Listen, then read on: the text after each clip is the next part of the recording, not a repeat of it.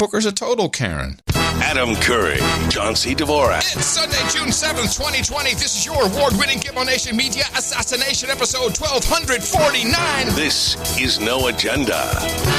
Overloading IMAP servers and broadcasting live from Opportunity Zone 33 here in the frontier of Austin, Texas, capital of the drone star state. In the morning, everybody, I'm Adam Curry. And from northern Silicon Valley, where I was going for the cop's gun, he knocked me to the ground, and I can't figure out why. I'm John C. Dvorak. It's Crackpot and Buzzkill in the morning. What is that story? Must be something that happened in your neighborhood. Yeah, it's a video that's going around where this huge phalange of cops are marching forward, and some old fart in his 70s, I think, was up there, and one of the cops knocked him on his ass, but no one ever noticed that this old guy was standing in the way of these cops, and he made a lunge for one of the cops' guns. Actually, there's a lot of information. Oh, is that me? What the hell? Stop that. Oh, it's the same damn spammer. There's a lot of information that was staged, and that there's some evidence, photographic evidence, that the guy had a fake blood kit with a tube running up his back to his ear. So when he fell down, and immediately there was blood coming, or it looked like there was blood coming out of his ear. And this guy apparently is some kind of agitator. You think? but to go to that length is pretty extreme. I thought that was interesting. Yeah. So that's actually in the show notes. People. Well, the cops got fired anyway. Oh, really?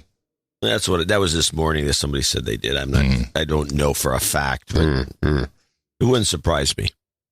First thing that is very important, as multiple people have asked me to remind you, I believe some have even sent to the P.O. box B12 vitamin boxes for you. Have you received? Have you taken? Are you good to go?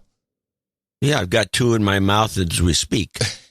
Vitamin B's. 2 in your mouth, 1 in the hand. That's nice. You got that many. But do you dissolve them? Don't you just swallow them? Well, the B12 methyl is supposed to be kind of, it's not sublingual, but you're supposed to chew it and get a lot of saliva mixed in with it. Yeah, okay. You could have just swallow it straight up. It's less effective. You could have done that before the show. Now it kind of sounds like you got marbles in your mouth. Well, I wouldn't have. Well, I'm here. It's not a big deal, really. It doesn't bother me. I'm just saying. But you're the one who says, well, I always take 2 vitamin B12s before the show. Yeah. So I'm looking at the bottle as I'm coming upstairs with the tea. Yeah. And I said, let me take 2 before the show and see what that does. So that's what I did. But unfortunately, now they're gone. I don't have any now. Well, we'll know in an hour or so how it's unprofessional to be chewing on the air. Man, I had an interesting 48 hours coming off of that email bomb that So you're finally clear? All clear. Not exactly all clear, but I got to say, Mark Void Zero, man, to the rescue. Middle of the night, because of course he's 7 hours later than I am here in Austin. He's in the north of the Netherlands. And he helped me mitigate, set up email server.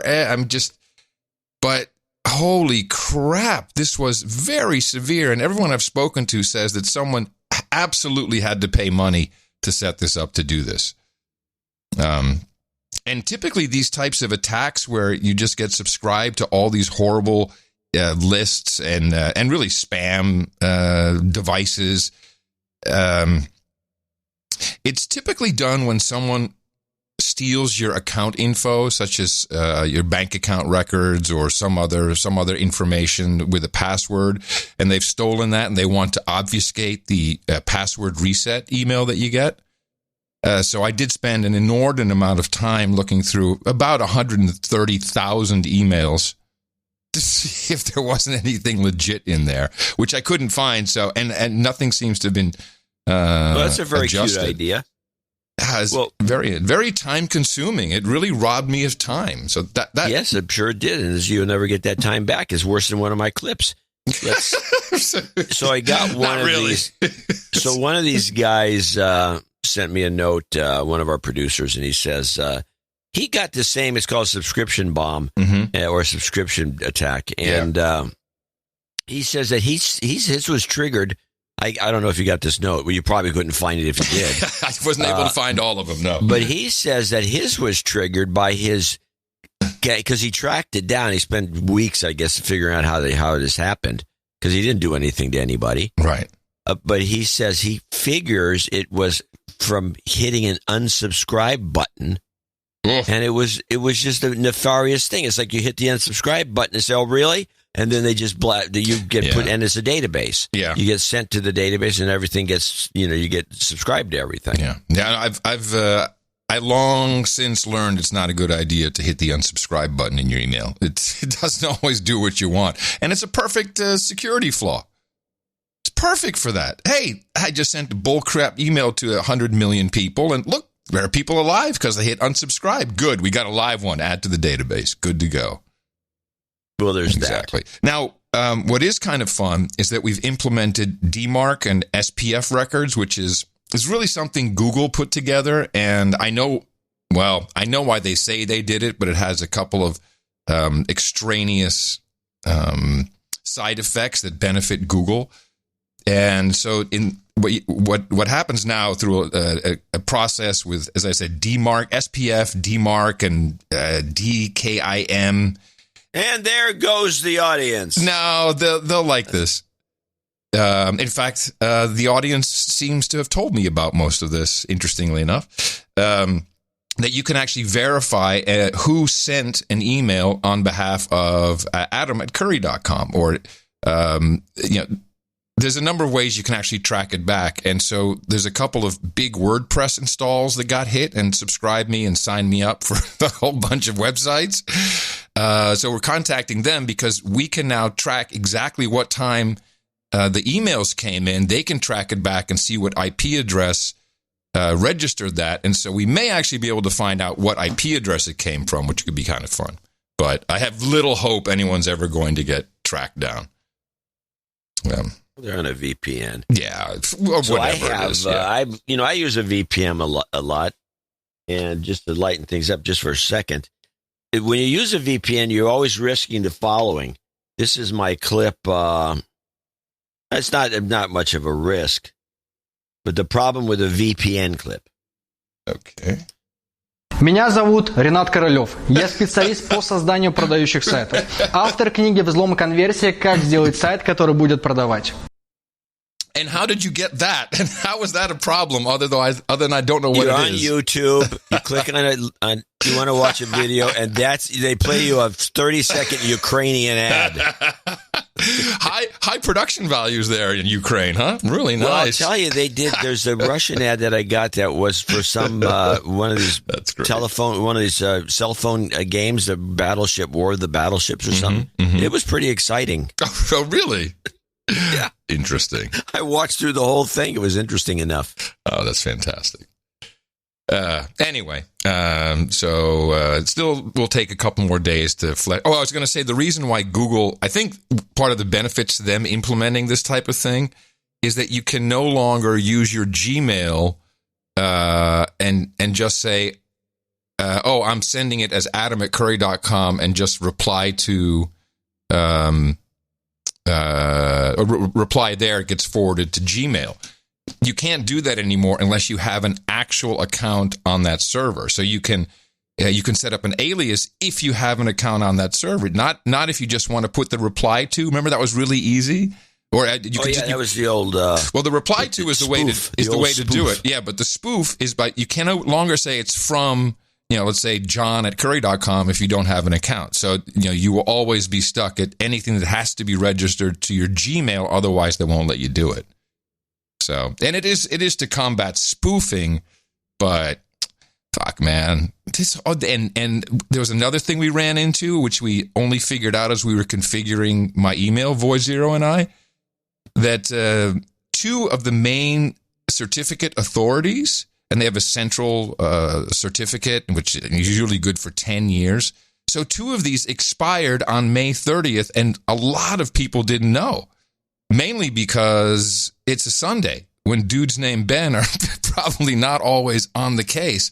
And so if you look around the net, there's all kinds of certificate errors taking place now. And we had it on our MP3 files, on the email. It's just, anyway, more than anyone wants to know. You're absolutely right. However, I did go to a fun meetup yesterday here in Austin, Texas, which was the 5112 local. Yeah, how many people? I made a mistake. I thought, I'll just go by. It'll show up around 2:30. It started at 2. I'll say hi to everybody. Usually about 8 or 10 people there. And, just hang out, have a beer. We had to sit outside anyway. So it was 95 degrees. You can't sit inside at Doc's backyard yet because of Corona.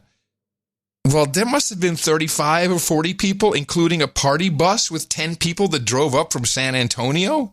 It was like, what? What happened all of a sudden? And new people, John, new people. And the whole slew from San Antonio was fantastic. We had a really good time, but of course I spent much more time there than I should have. And kind of ran into the late hours on prepping, but so cool. Well, this reminds me of the video going around the net showing the Cosmopolitan Casino open in Vegas. Yes, and it's packed. I was talking to Dame Angela. She says it's packed. No one's social distancing, and we're open. No, it's packed. Not only packed, no social distancing, and no mask. One mask at the very beginning of the video, and which confirmed to me that there was actually it was not an old video. And so I got some notices from some guys that work in the Vegas gaming industry, and one of them said that since they've relaxed in Vegas, and he's in Reno, he says that, and he's an industry term, he says the coin in is the highest they've ever seen, and that of course refers to slot machines, or anything where there's a coin, you put it in. So the coin in, he says, is the highest ever. I mentioned in a tweet that I tweeted, which is they don't let you take pictures in these casinos, and somebody corrected me on that, telling me that years ago they relaxed that, so you can walk because people. With selfies, you couldn't stop that anymore. You couldn't stop Crazy. it, so they just gave up. Stop it. No way to stop it. And so this guy just walked through the casino with taking a movie, and the place was indeed packed. So I don't know. I mean, this changes my whole perspective on what's going to happen when they reopen sporting events, like a football game, for example, at a college stadium. Oh, no. I think they're already set. They're already done. They've got to do the fake crowd noise. There is, especially football. Now, I don't know about college, but the NFL, they're under complete control by Black Lives Matter right now. And I predict you right now that Colin Kaepernick will be forced to play and some team will be forced to hire him. Maybe even the Vikings, for all I know. No, he's not going to play. He's going to play. They're going to force the issue. One of these Trump friend, white nationalist, a-hole, Nazi, white owners has to repent. I put it in the book. You can go on and on all you want, but the guy can't play anymore. He's over the hill. Oh, how little you know of this movement. To bring John Brody back. How little you know of this movement. These people are relentless. Relentless. This was the time. This was a reminder. Kaepernick doesn't want to play. I mean, Kaepernick set up that scam with the NFL where he's going to try out for all these teams, and they're going to put it in some stadium and event. And he canceled it and decided to do his own photo shoot by himself because his skills are gone. You can't take off. No, he wasn't that good to begin with. He doesn't have the weight. That's the problem. No. I'm putting it in my own book. One hit, that's it. I'm putting it in my own book. Okay, get your book out. And you got one of those books, you bought one? Yes, Cap to play NFL. It will be a condition. It will be a condition of Black Lives Matter. Hey, man, they're getting politicians, celebrities to kneel and repent. So this doesn't surprise me that they'll push for this. Now maybe Kaepernick won't start, but he'll be hired. He won't start. He'll be hired for sure. He'll be hired. He'll be hired. Oh yeah. But before we do that, as a hello, welcome to Walmart guy. Okay, look, it's in the book. I have my ideas. You have your ideas. We'll just leave it at that. I do want to listen to a. Thank you. I'm going to start early in the game. Okay, I'll pay very close attention to you. So already I'm dumb, I smack, and here is you smacked your lip. Okay. You're not supposed to jump on me for mentioning it. Well, it was a 2-4, a 1-2 punch. You see? Well, okay. Okay. I never said you were dumb either. So you're putting words in my mouth. You're a mind reader. Welcome to the guy Black Lives Matter tactics. Anymore. This is exactly how it goes. He's going to go out there and get killed if he That's steps foot on the fine. field. I didn't say he would play well or not get killed on the field. That would be a good publicity stunt. He's going to get hired and he'll get killed. Okay, on the field. That we can keep it at that. So everywhere we're seeing medical professionals now coming out and saying different things. On one side, we have people who are actually interested in health and medicine, and they are studying and seeing that things are changing with the virus. The medical story. This is very optimistic news. No, actually, that's not the one I wanted. That's that stupid guy. Damn it. I had the virus is getting less. Where the hell did that go? Yeah, the virus is getting weaker. Isn't that interesting? Yeah, okay. Here it is changing, actually. Recent reports from northern Italy indicate that the SARS-CoV-2 virus, that is what causes COVID-19 illness and infection, may be changing, with some patterns suggesting that the potency has diminished. Yes. Isn't that interesting how the potency work? Yes, it seems less severe. Oops. Yes. Well, anecdotally, that doesn't bode well for pandemic 2, does it? Hold on. There's lots of things to be done still. Anecdotally, what we've been seeing in recent positive cases, that is people who test positive for the virus, is that the total amount of the virus that the patient has is much less than in earlier stages of the pandemic. Also, the number of new COVID-19 ill patients that we've had to place on a ventilator has decreased since the last week of April. We see all of this as evidence that the COVID-19 cases are less severe than when this first started. Here's a couple of doctors from the University of Pennsylvania Medical Center. Recent reports from northern Italy indicate that the SARS-CoV-2 virus, that is what says Italy. He also says Italy. That's not the same guy, though. That's a different guy. He said Italy. No, that was the same clip. No, it's a different clip. No, it was the same guy in the same clip in the same Italy. Well, this is the full clip. No, that's weird. We've tested widely here, including using our own UPMC-derived test and other tests that perform very highly, seeking to understand what's happening in our communities before the virus arrived, after it arrived, and right now. And this helps inform us on what we need to do. Our goal is to give you the best care and to understand what the threat of the virus is. Anecdotally, what we've been seeing in recent positive cases, that is people who test positive for the virus, is that the total amount of the virus that the patient has is much less than in earlier stages of the pandemic. Also, the number of new COVID-19 ill patients that we've had to place on a ventilator has decreased since the last week of April. Yeah, I don't know what happened there. Sometimes it goes wrong. It happens to me all the time. The point was, I don't know, I just messed it all up. I was going to play what the other people are saying. Fuck it, you do something. You've confused me. Okay, it's all your fault. I got one. When was let's ask you a question. What was it? Remember one time in New York, I think it was 1,000 dead. Yeah. One day. Yeah. And remember? Yeah. And then they said, well, maybe we should start back. And then Cuomo says, no, there's going to be, we're still waiting for the surge, which is supposed to take place in mid-April. Yeah. Okay. Yeah. Well, let's listen to Cuomo's yesterday's press conference where he's singing a different tune all of a sudden. We went from 1,000 to what? Today is a day of good news. We have one of the lowest hospitalization rates since this began, and really good news, we have the lowest death rate. It's down to 35. I've been asking all the experts who will talk to me, what is the lowest that number can go? And when it gets this low, it's really a question of what they're attributing as the cause of death. In other words, you have people who are gravely ill, who are going to die of something, and if they get the COVID virus, they attribute it to the COVID virus. But there is a number. When it gets down this low, it's really a question of what that hospital certifies as a cause of death. So we'd like to see nobody die in the state of New York ever. So what did he basically say? He basically said, we actually have negative deaths because they're just making it up. What the hell?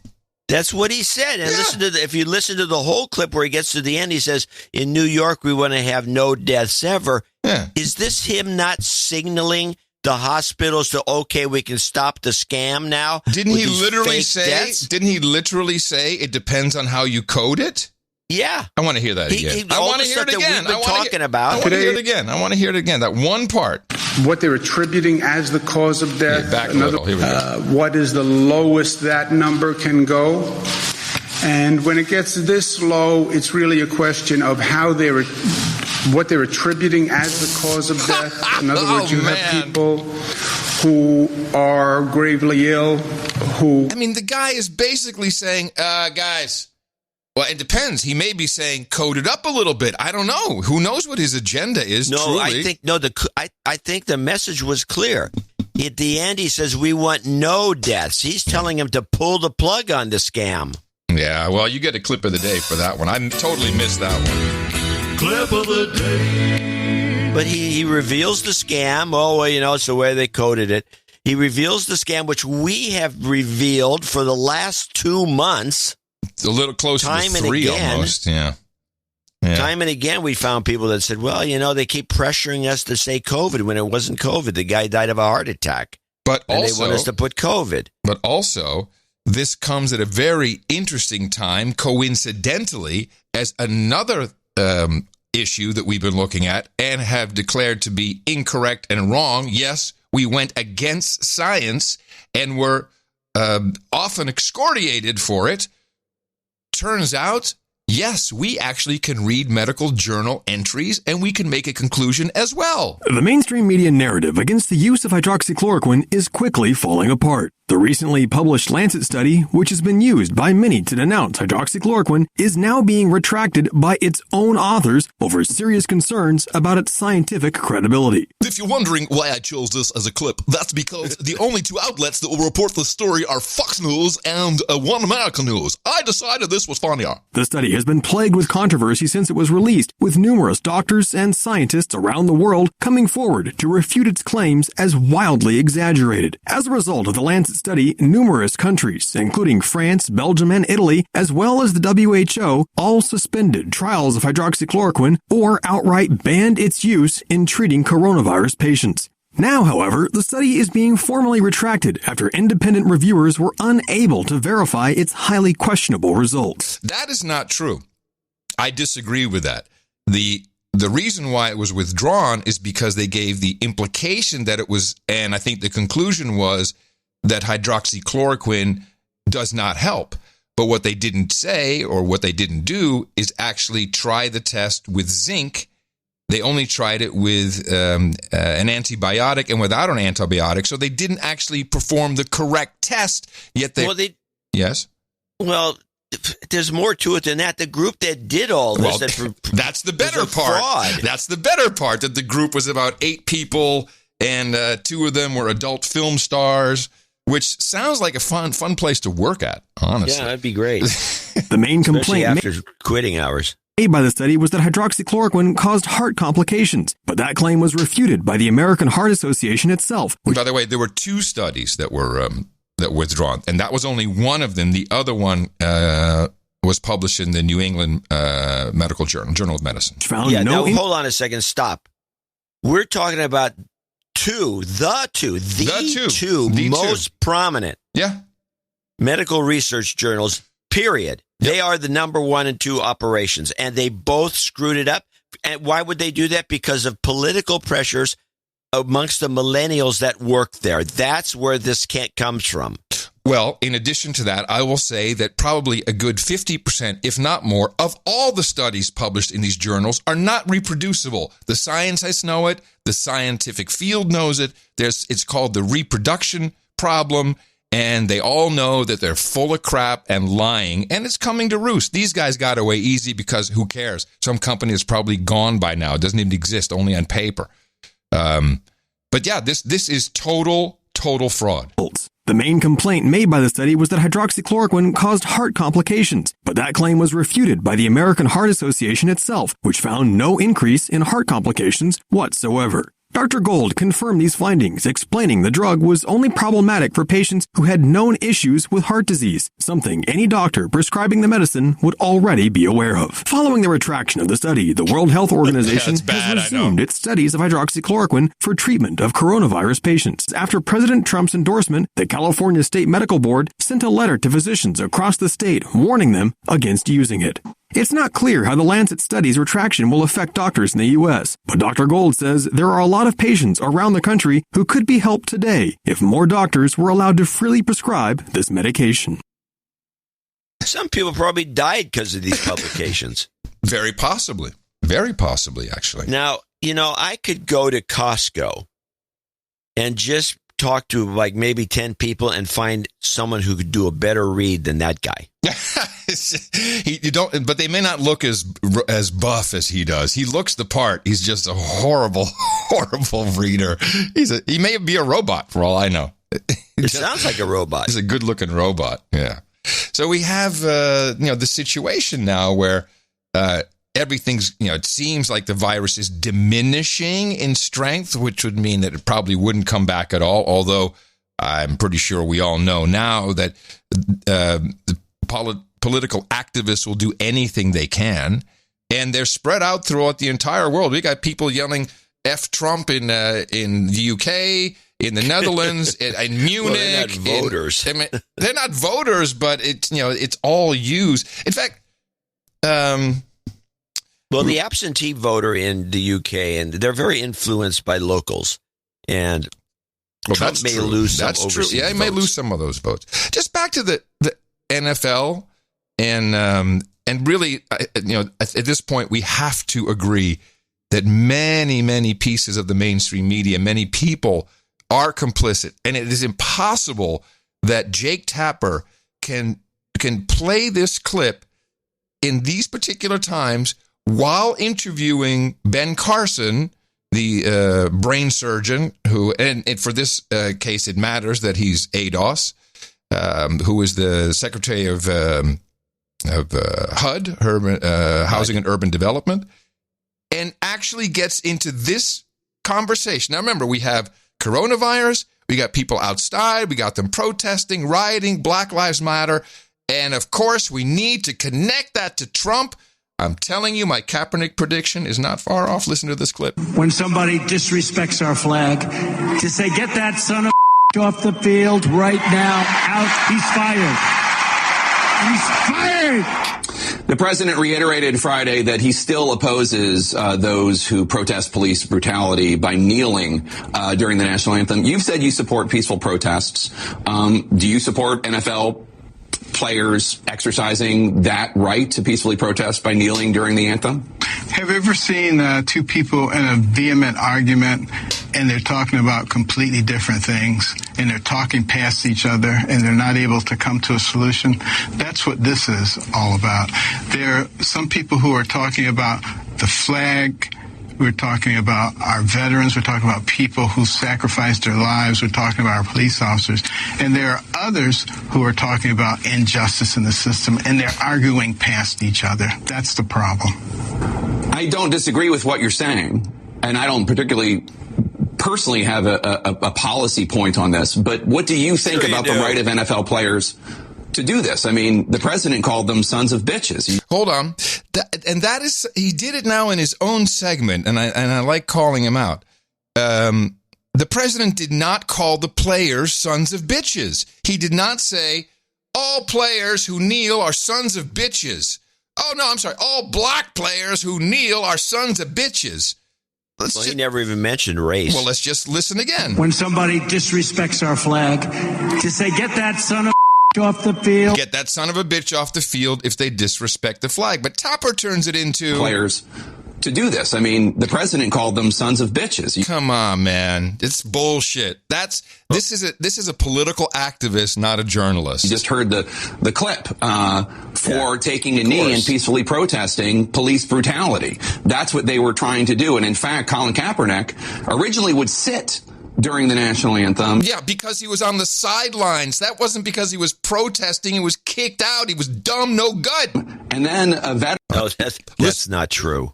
That's how it started. He was on the sidelines, on the bench. That is absolutely how it started. Way before he started to kneel, that was a vet who came over and said, hey, man, maybe you should kneel. That was... yeah, he was on, but he wasn't on the bench because he wasn't playing. He was, when they do the national anthem, all the players get up and stand. They didn't leave one guy on the bench because he wasn't playing. You make it sound like he was on the bench because he's incompetent. I respectfully disagree because we deconstructed this whole episode on MoFax, and he was sitting on the bench because he was not being played. That's how it started. But was he sitting on the bench in protest? No, of course he wasn't sitting in protest, but that's what they're saying. This is not right. I would argue this point. Listen to what they're saying. Bitches. You just heard the clip for taking a knee and peacefully protesting NFL players to do this. I mean, the president called them sons of bitches. You just heard the clip for taking a knee and peacefully protesting police brutality. That's what they were trying to do. And in fact, Colin Kaepernick originally would sit during the national anthem. Okay. He was on the bench, and it was his girlfriend who started this all off. I mean, I'm just telling you. I'm just telling, okay. The protest was not while he was sitting on the bench.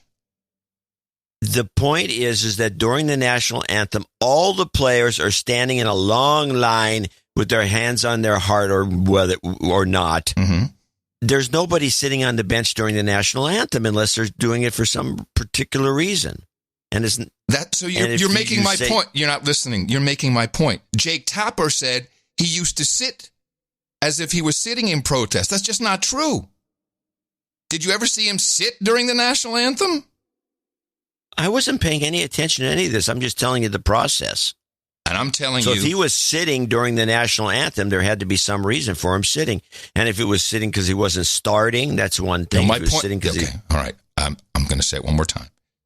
We never saw him sit during the national anthem. Jake Tapper makes it sound like he was sitting in protest during the national anthem. Oh, no, I agree with that. I'm not arguing that point. Well, that's all I'm saying. Well, you're making it sound like he's sitting during the national anthem out of... that's what Jake Tapper is saying. I said he wasn't sitting there. Okay. Well, the B12 hasn't kicked in. Clip. No, it's not me. I'm just telling you the process, the way things go. And if he was sitting for some reason. Yeah, because he wasn't. It hadn't. Exactly. I think we're saying the same thing, but you're being argumentative. I don't think so. Because you and Mo are saying that he was sitting because he wasn't starting, or he was irked because he was benched, or something like that. And that was not during the national anthem. It was during the entire game. He never even got to the lineup. Didn't at all. Well, that's different. That's what I'm saying. Jake Tapper makes it sound like he was sitting in protest, and he never was.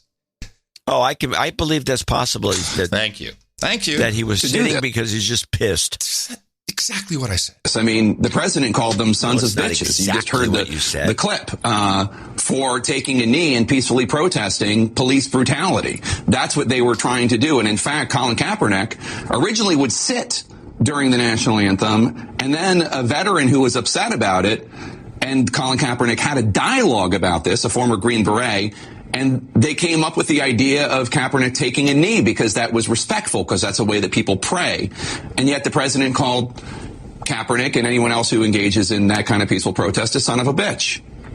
My personal feeling is if those players were to come out and say, we love our nation, we are patriots, we love our flag, we honor the memory of those who died to give us our freedom, but we are protesting some of the brutality that has occurred, and that's why we are doing this, I think it would solve the problem, and I suggest that they do that.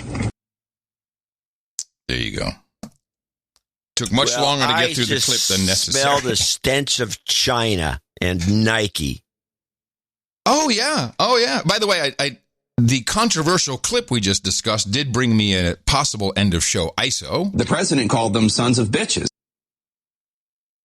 Oh, I got an ISO. Okay. Which I think is a little better when I have my series of Joe Biden clips. Oh, well, let's wait until we get to them. But let's stick here. No, you want to hear the ISO's fine. All right. You want ISO? Thank you, Biden. Thank you for listening. We've played that one as an end of show ISO. This just came from a thing he just did a couple of days ago. Okay, I'll find it's almost the exact same. Biden. Let's see. Thank you. I don't think I think it got bumped by the way. Okay, here it is. Here it is. I have this one. I'm Joe Biden, and thank you for taking the time to listen. Okay, similar, not the same. But we did play one of those ISOs. I have an uncanny this one's memory. A lot tighter. Yes, it is. And I think Sons of Bitches is funny. And by the way, why at the very end of a speech would you say, I'm Joe Biden? We know who you are. Well, you do that. That's part of the I approve this message script. I just pull the approve this message and Joe reads whatever they tell him to read. Possible.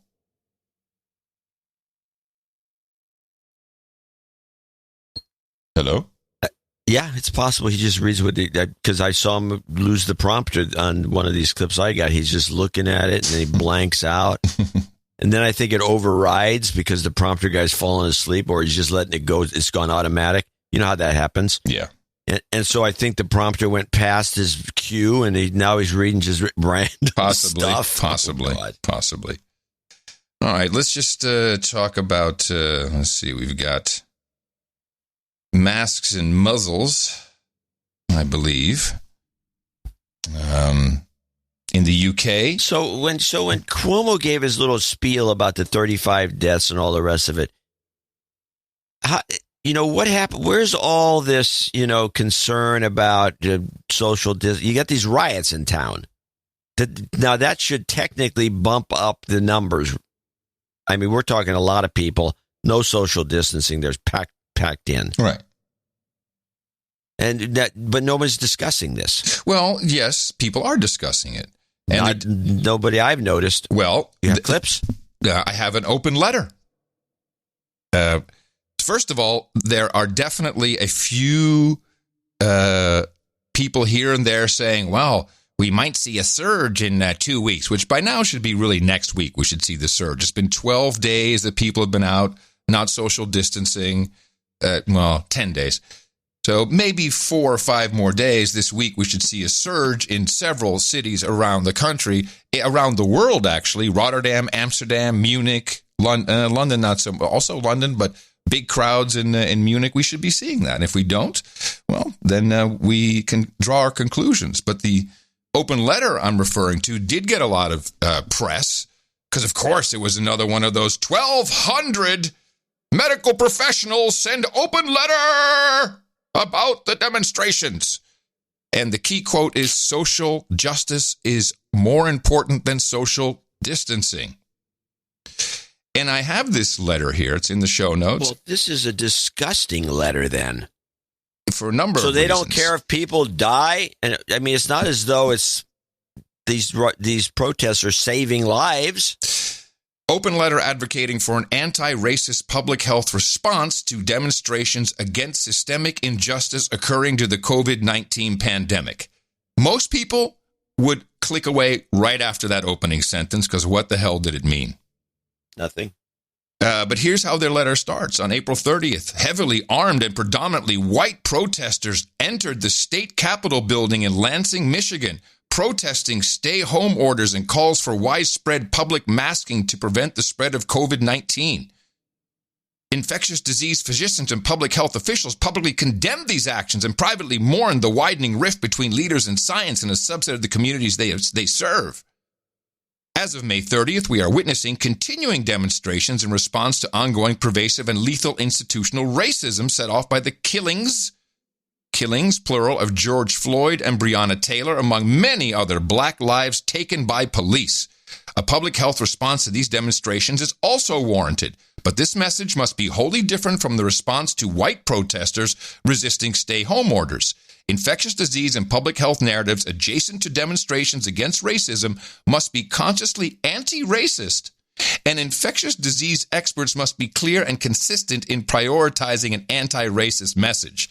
Long story short, we propose the following guidance. And they just say basically, it's okay, but wear a mask. Don't use tear gas, smoke, or any other respiratory irritants. That could kind of mess up your system. Prepare for an increased number of infections in the days following a protest. So we're waiting for all that. But here's the rub. Who signed this letter? Who are these 1,200 people? You've taught us, you've taught me, to go look at what's the mailing list. Who the hell is on this? This could be a good list. Yeah. And this is the part that I don't think anyone's really looking at. So I'll just go, it's in alphabetical order. And so we have, MD, MBA, Vanderbilt Medical University Center. Okay, that makes sense. Then we have WSU medical student. Oh, I'm glad the students are in on it. Student. Oh, yeah. Abraham Rice. Abraham's title is activist. I mean, you can't make it any crazier. It's on the letter. Here, Adrienne Jones. Do you know what her title is? A homemaker? African American. That's her title. That's her title? That's her title on this letter. Yes. This thing is effed. It's completely nuts. They just threw it together and threw some names on there. Half of them are students, which is fine, but you don't necessarily have the chops. I could put a letter together and go hire a bunch of these guys who do petitioning. Those guys that stand on the corner that you give grief to. Which, by the way, that does work. Your trick. You probably forgot it because you don't see these guys so much anymore. Which one? The homeless? No, you'd go. There'd be a guy in the corner saying, we're going to save the whales, and you'd say, I hate whales. Yeah. Yeah. And that does work. Yes, it does. I mean, I've done it a couple of times now. I just say, whatever it is, I hate those things. And they just kind of take one step back and they don't try to talk me out of it or anything. They just let me go. Of course. That guy's a nut job. Trick. Step back. That guy's crazy. So you can do that, hire a group, and then just to put their titles down. And I'll bet you that within that group, you'd have pretty much the same kind of list. You'd probably get a doctor. You'd probably get some, and you just move them around on the list a little bit. Sure. So it's bogus. Of course it's bogus. So we do have a couple of things to look at regarding these protests and Black Lives Matter and what has been going on, which is, I think, historically just fascinating to witness. And it starts for me with an email that was distributed by Black Lives Matter. It's Christy Williams, I think. What is exactly Christy Williams? I've talked about her. She is, I don't know if is she just Black Lives Matter? I have to figure it out. Anyway, she sent an email blast, and this is it's actually called if you are white and headed out to protest, please make sure you are doing it correctly. Here is the white folks' guide to protesting. Because there's a way to do it right and there's a way to do it wrong. You already heard how the medical professionals are very concerned, or at least the medical professionals on this note, very concerned we have anti-racist response and make sure we don't piss anybody off. So for white people, here is a guide to participating in these protests. And I find this a head shaker. Quite racist, in fact. Here it is. Number 1, follow calls only.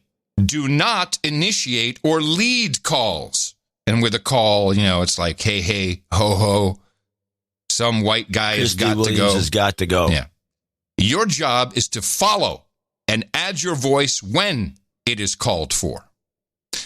Number 2, white people, do not take selfies. Ask to take pictures of videos of individuals. If you are there to witness only, film the police as much as possible. Your goal is documentation to ensure that the true narrative is told. Number 3, remember, guide for white folks. Be helpful. Hand out water and snacks. Make sure protest leaders are hydrated and fed. This is exhausting work. Help keep their energy up. Number 4, follow. Get me a cup of coffee. Yes, sir. Follow directions. If a black person tells you to do something, you do it immediately without question. You respect the authority and decisions of the black protesters at all times. That's one of my favorites. Number 5, stay in the back until you are called forward. If you hear white people to the front or something like allies to the front, you step forward and link arms with other white people to form a human shield. It's called the white people human shield, I guess. 6, when you're at the front, you are silent. Your job is to be a body. You are there to support only. This is a parody. This has got to be a satire. It is not. It is an email that went around to people in corporations. It's not satire. It is not satire. Maybe it is, but if so, it's pretty good. I believe this to be true. And the fact that I even believe it to be true says enough. Stay in the back until you're called. We got that. When you are at the front, you are silent. We got that one? Did we? Yeah. Oh, no. When you are at the front, you are silent. Your job is to be a body. You are there to support only. The only voices on the police line should be black voices. 7, remain calm at all times. This is difficult. You will be emotional and your system will be flooded with adrenaline. Remember, this is life and death for the protesters. Save your emotions for home. Do not agitate. This is not a game. Joining a protest is a serious decision. Make sure you are there for the right reason. Support the safety of black protesters at all time. This is not a parody. This is the truth. This is really happening. I mean, the irony is we have the protesters with signs saying, I can't breathe, during an actual emergency that we were led to believe people were dying because, they couldn't breathe. Of corona. This is a very interesting situation. Not buying it. What, that it's a real note? Yeah. It's a real note, John. No, you don't have to buy it, but it's a real note. And I got it from multiple producers who received it at work, from colleagues. So, well, that doesn't mean it's not a real note. I mean, that doesn't mean it's not a parody. I mean, things get passed around, as you know and I know, like crazy, especially when they're incredibly dumb. Yeah, I mean, okay. I mean, you're not buying it, it's fine. And No, I'm not buying it. Fine. Since you're not buying it. Allies. Yeah. White people get to the front and form a human shield to protect everyone. Yeah, no, that was the one right there that stopped me. Wow. Sounds like Syria. That's so interesting that you don't believe that. That's crazy. Yeah. I mean, this is exactly what we're seeing everywhere. It's this kind of behavior. And I see these kids, they're doing exactly that. They're bringing blankets and water and, doing whatever they're told to do to help the... You're talking about the staff of the New York Times? Or? No, man. I'm talking about young kids who are posting it on Instagram. What are they doing? Oh, they're giving money to, we talked about it, to Act Blue, thinking that it's going to bail out legitimate protesters, which is not.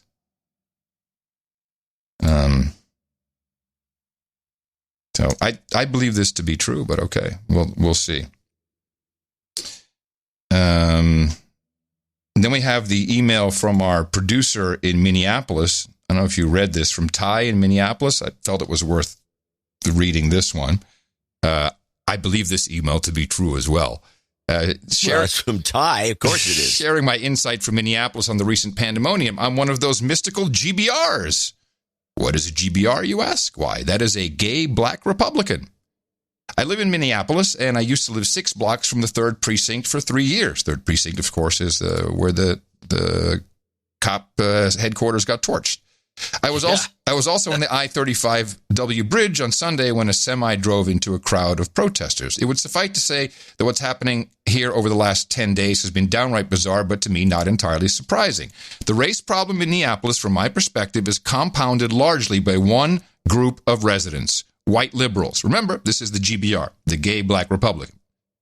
The vast majority of my friends are white liberals, and as most know, Minneapolis is often described as one of the most liberal places in the country, something I always laugh at when someone brings it up. So why is it that this is also one of the most segregated cities in America? Why does it rank at the bottom of education for students of color?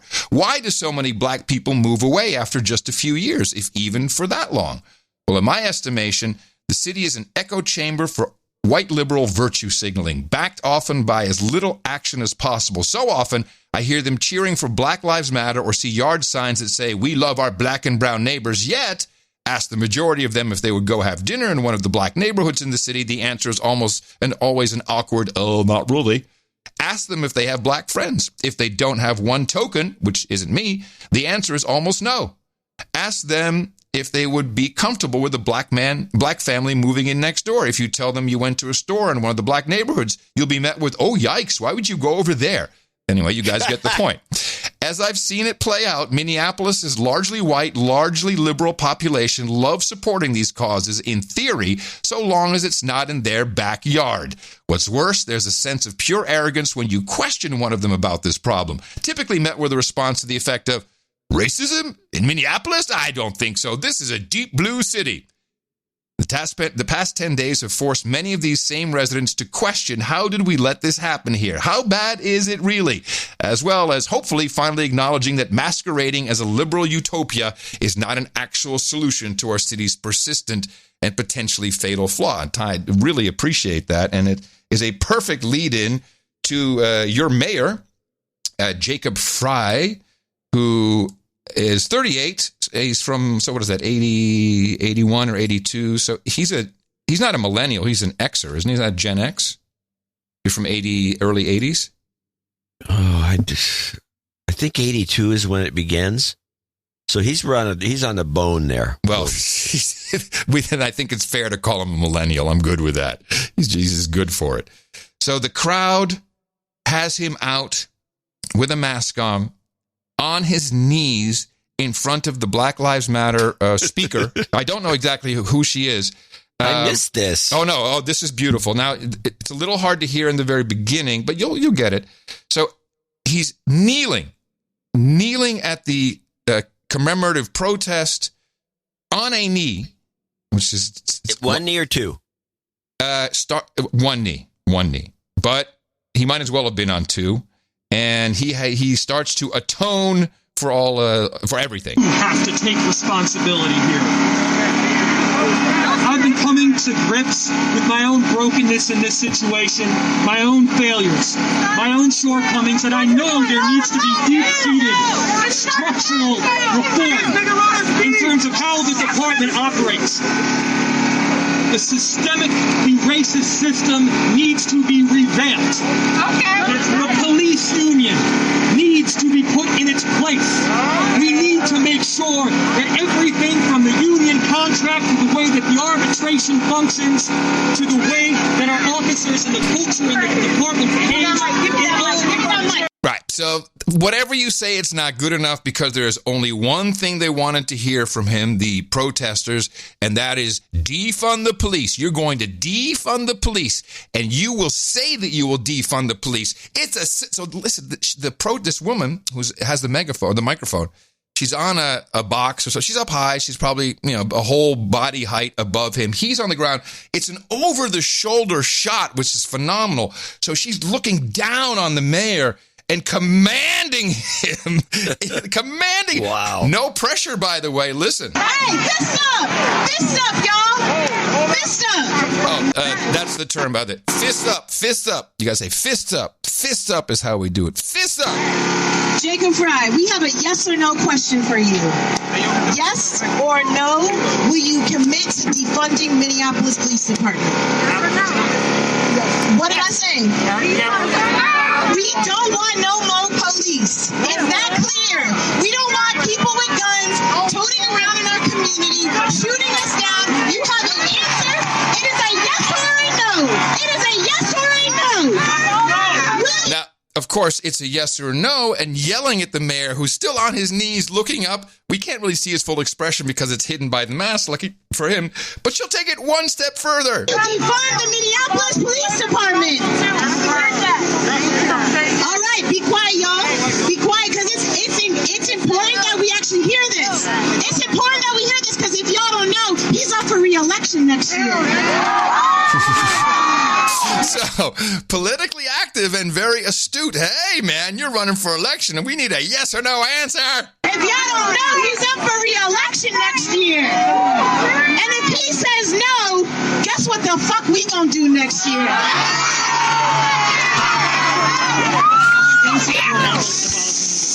What'd you say?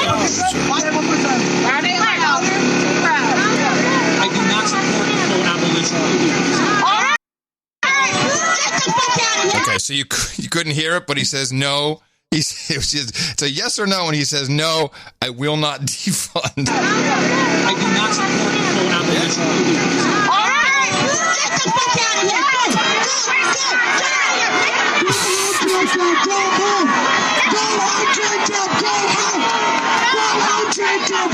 And this is the saddest thing. It's so now he's standing up. Everyone's sitting down on the ground, and he's walking away as they're saying, Jacob Fry, go home, like he's the nerd at school, and all the bullies have gathered to point out that, you know, he has a spot on his pants or something, and they're telling him to go home. Go home, little man. Go home, Jacob Fry. Go home, Jacob. Go home. Go home, Jacob. Go home. But of course, nothing is complete without the good old Game of Thrones Walk of Shame. Go home. Go home, Jacob. Go home. Okay. Hold on. Here it comes.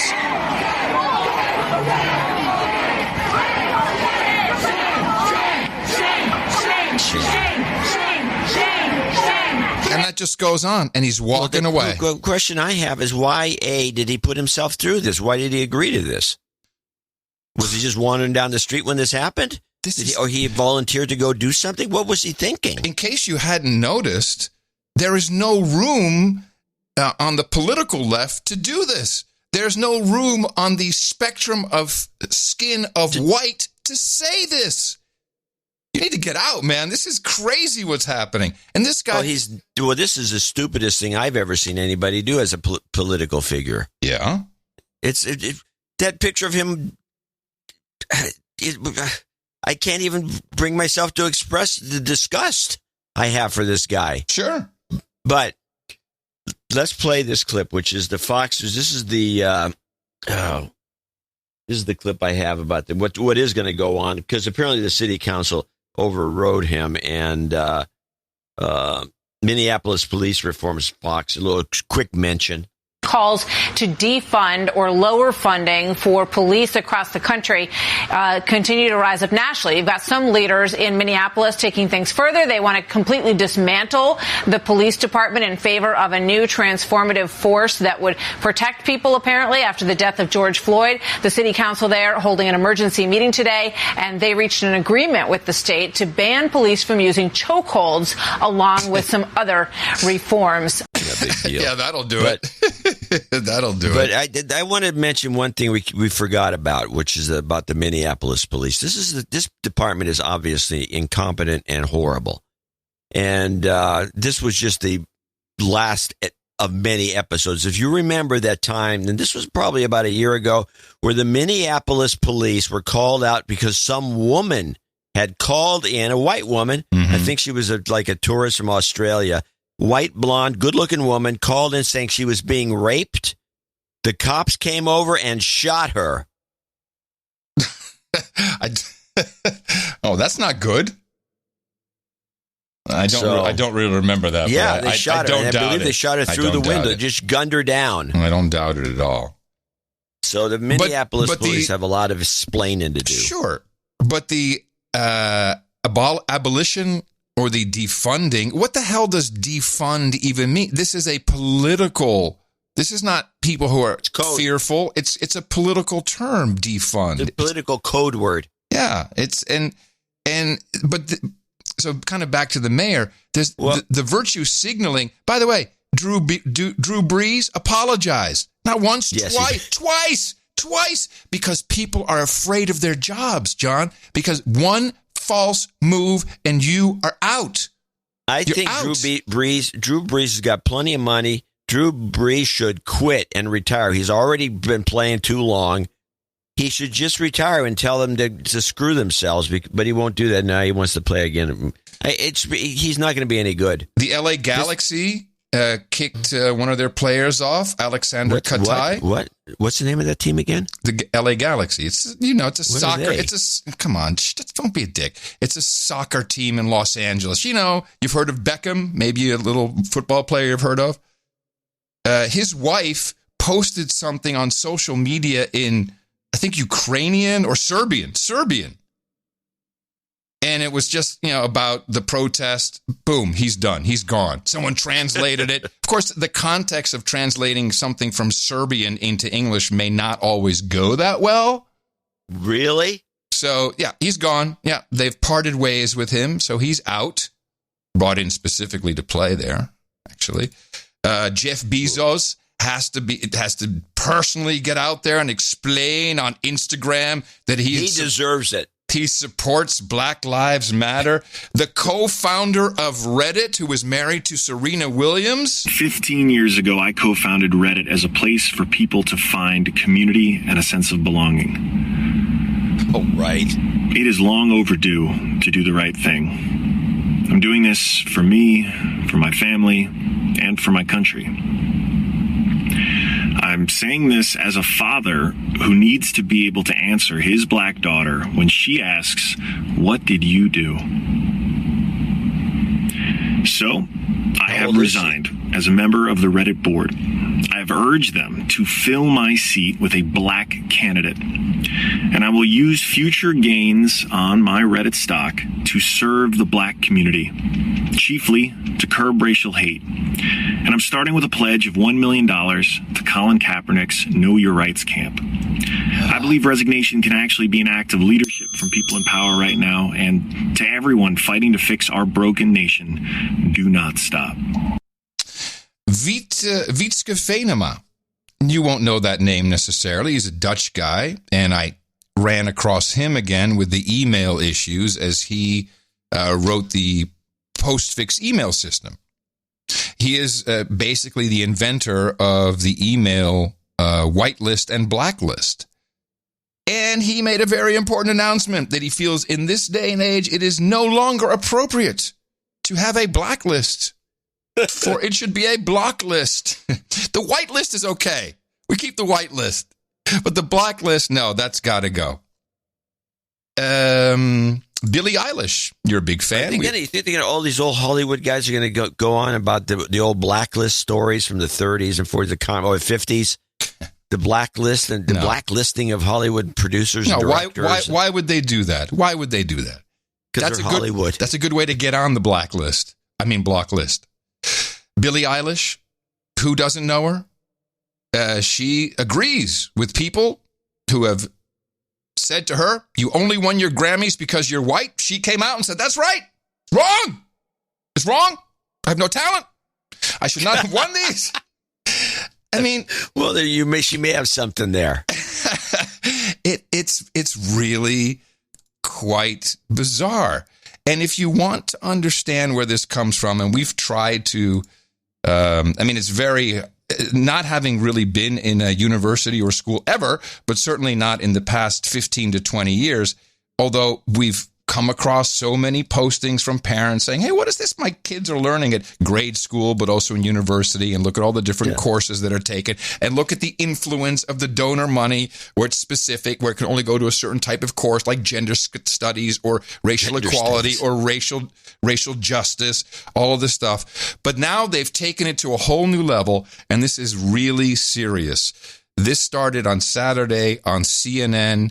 At 10 o'clock this morning, that Saturday morning, they had a special show, a full hour, with interviews with Sesame Street. Sesame Street, ladies and gentlemen.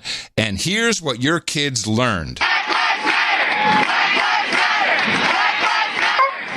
Mama doesn't understand. What's happening? Why are all these people together?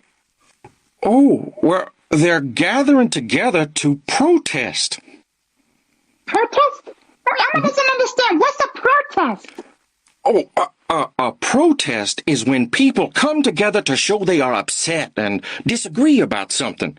They want to make others aware of the problem. Through protesting, people are able to share their feelings and work together to make things better. Now, so far, so good. That is a typical Sesame Street wholesome, hearty message, which turns ugly soon. They look upset. Are the protesters sad? They are sad and upset, and they have every right to be, Elmo. People are upset because racism is a huge problem in our country. Huge. Racism? What's that? Oh, racism is when people treat other people unfairly because of the way they look or the color of their skin. That is not the definition of racism. And this is wrong right off the bat. You're teaching the kids something that is factually incorrect. John, what is the definition of racism? Well, I don't have it in front of me, but I do want to mention something. They pulled a little trick there, which was, this is part of a long-term white scheme to get equal employment for people who have, for example, a tattooed face. Yeah. Or a big spike in their nose. You really think that's their mission? You think that's the mission, John? Or are they afraid that the black Americans are running away from the Democrat Party? I mean, do you really think it's to get the tattoo people jobs?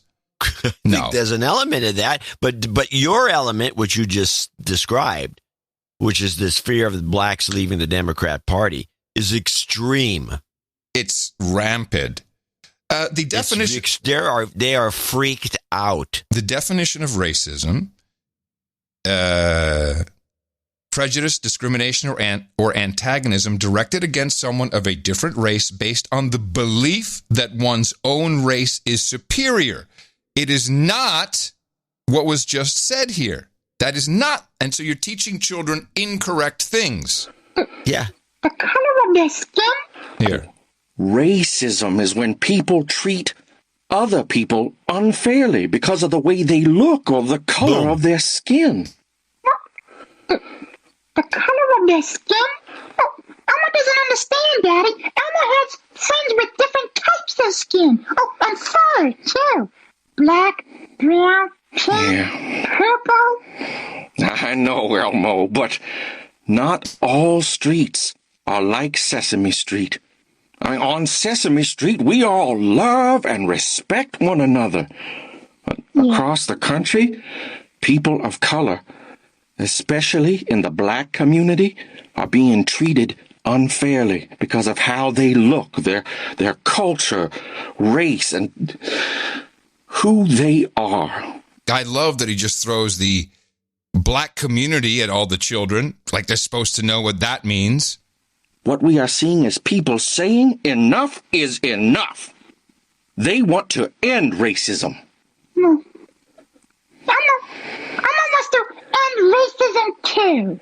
Elmo wants everybody to be treated fairly. What can Elmo do, Daddy? How can Elmo support his friends? Well, we can start by learning and talking about what is happening and take action. Yeah. Whatever we do, let's not explain exactly what racism is. And this went on for an hour, and you can only imagine where it went from there. And this is by the way, that's public. What happened to public television money, and why is that on CNN, and how does that work? Sesame Street is not a commercial. It's a commercial product, but it's supposed to air on a non. Oh, there was something that happened a couple of years ago. We talked about. Well, they had 5 different CEOs. That's what happened. No one could run the thing properly. Probably because of this. There ended up with something going. They moved something to CNN for some particular reason. I can't remember the story anymore. Oh, really? I don't remember that. Yeah, it was something screwy, and the CNN got some Sesame Street content. They got some piece of it? They just got some content for something for their morning lineup. Okay, they can't get all anybody right, to watch all right. the damn network. Well, even I watched it Saturday morning this time. You can be sure of that. It was like, wow, are you really doing that? And so if right off the bat you're explaining things differently, racism, color isn't race. It's just they're not explaining it right. And just let's just package that into 4 minutes in between 2 commercial breaks. Way to go, everybody. Very proud of you. Very proud of you. I don't think to be honest about it, you're probably the only person plus maybe one other guy I watched it. I can't believe you really are on. You're in such a mood today. Okay, since you say that, let's look at the ratings for Sesame Street on CNN. Okay. If they have it. I don't know if they have it this soon. It's probably an asterisk. The dreaded asterisk. They don't have the ratings yet. But it got a lot of play, and I'm sure that if they already have something on in the morning, come on, kids, let's watch CNN this morning. No, the kids probably watch it anyway. And this was promoted. No, a lot of people heard about this. No, there's a lot of good stuff. The regular PBS mornings, especially on Saturday, it's like 4 channels since they digitized it. So it's got 4 channels now. It's all kid stuff, and some of it's pretty decent. Well, oh, stop. I won't say anything else, but I can't find the overnight ratings, but I think that more than just me and a couple kids saw it, John, and that's kind of the point. No, I don't think any kids. I said you and a couple other guys. Okay, well, thanks. Here's hey, why don't I just do here? You can ridicule me for this. I'm going to play a clip from a former Oakland Raider. I'm ridiculing the show. Why are you taking everything so personally? They use, abuse, and discard. These people are evil. They love misery. They use that as a political strategy, and they've done it from back when the days of KKK, when the Democrat, the military arm was KKK. Now the military arm is Antifa. Their playbook doesn't change. What they do right now is they're trying to bring as much misery. And I have to be honest with you, we could predict that this was going to be happening 4 years ago. Because every 4 years, these guys recycle the same playbook. They find a person, a bad person, point to that person and say, this represents our country. They don't talk about all the servants, all the good folks that go in and lift our country up. They don't talk about the fact that just beginning this year, we had the lowest unemployment in the history of our country for blacks, Hispanics, Asians, veterans, women. We had a 400% growth in business ownership. 40% in 2 years, business ownership, black business ownership. That speaks volumes for the hope and vision and industry that we're having in our black community that we have not had a long time. But they don't talk about that because that brings hope. What the leftists, what the evil people do, they love chaos, they love fear, and we need to understand as a people, we the people, that's our enemy.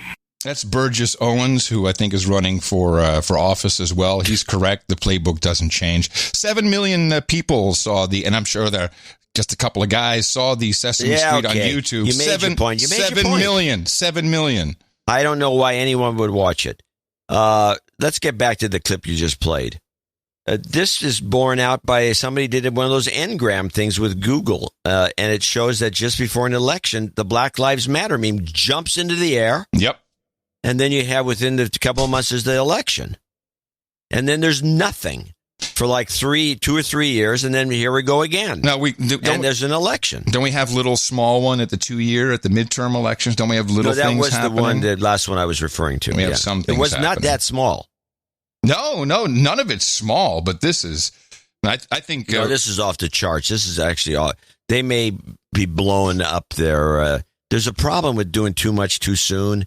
I mean, the Democrats have tended to do this with their elections. I mean, Hillary, when she ran last time, she was running for about 2 years.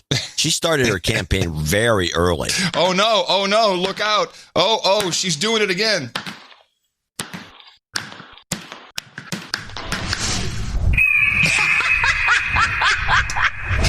She heard you call. She comes out right away. She's swooping overhead. She should get in now, man. Now is the time for her to do it. There's a lot of people saying that. Now is the time for her to do it. Well, she can make those super predators heal. You know she can do a good job with that. Yeah, wouldn't be. She'd be the one with the mic, with the thing at the lording it over the guy with the megaphone. Oh yeah. Oh, she would love to do that. Absolutely. So do you want to hear a couple of Biden clips? Or do you want to hear, instead of that, I've got this series of clips because what happened, or what's happening is that the left is doing a very good job of making Trump the bad guy. It's Trump's fault, Yes. The Minneapolis police, Trump. Yeah. The fact that the entire state of Minnesota is all Democrats and the state government's Democrats and the city guys Democrats, Trump. Trump, of course. So, and the fact that they burned out all the black businesses like that guy was bitching about, the business being burned. Yeah, Trump. Well, Trump's only thinking about himself. Before you go to Biden, I was thinking of skipping Biden for now. Oh, I just have a couple more things from the events over the past few days, which are just fun to listen to. Like Al Sharpton, who was on the scene. So it's not only do we see the spike every 4 years in the United States of Black Lives Matter, but who's always popping up? It's always Sharpton. Sharpton is at every single one of these killings, that guy shows up. In fact, someone sent me a note this morning, and it was I'm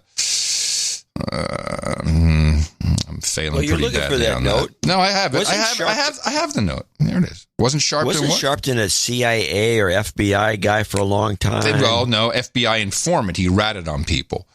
Yeah, is he still doing that? Maybe that's why he goes. Sure, he is. So Sharpton was there for the family, of course. George Floyd, Trayvon Martin, Stephen Clark, Michael Brown, Eric Gardner, and he was in North Carolina. Even though they have Benjamin Crump as the lawyer, which is a Sharpton disciple or competitor, perhaps. Maybe that's why Reverend Al was there.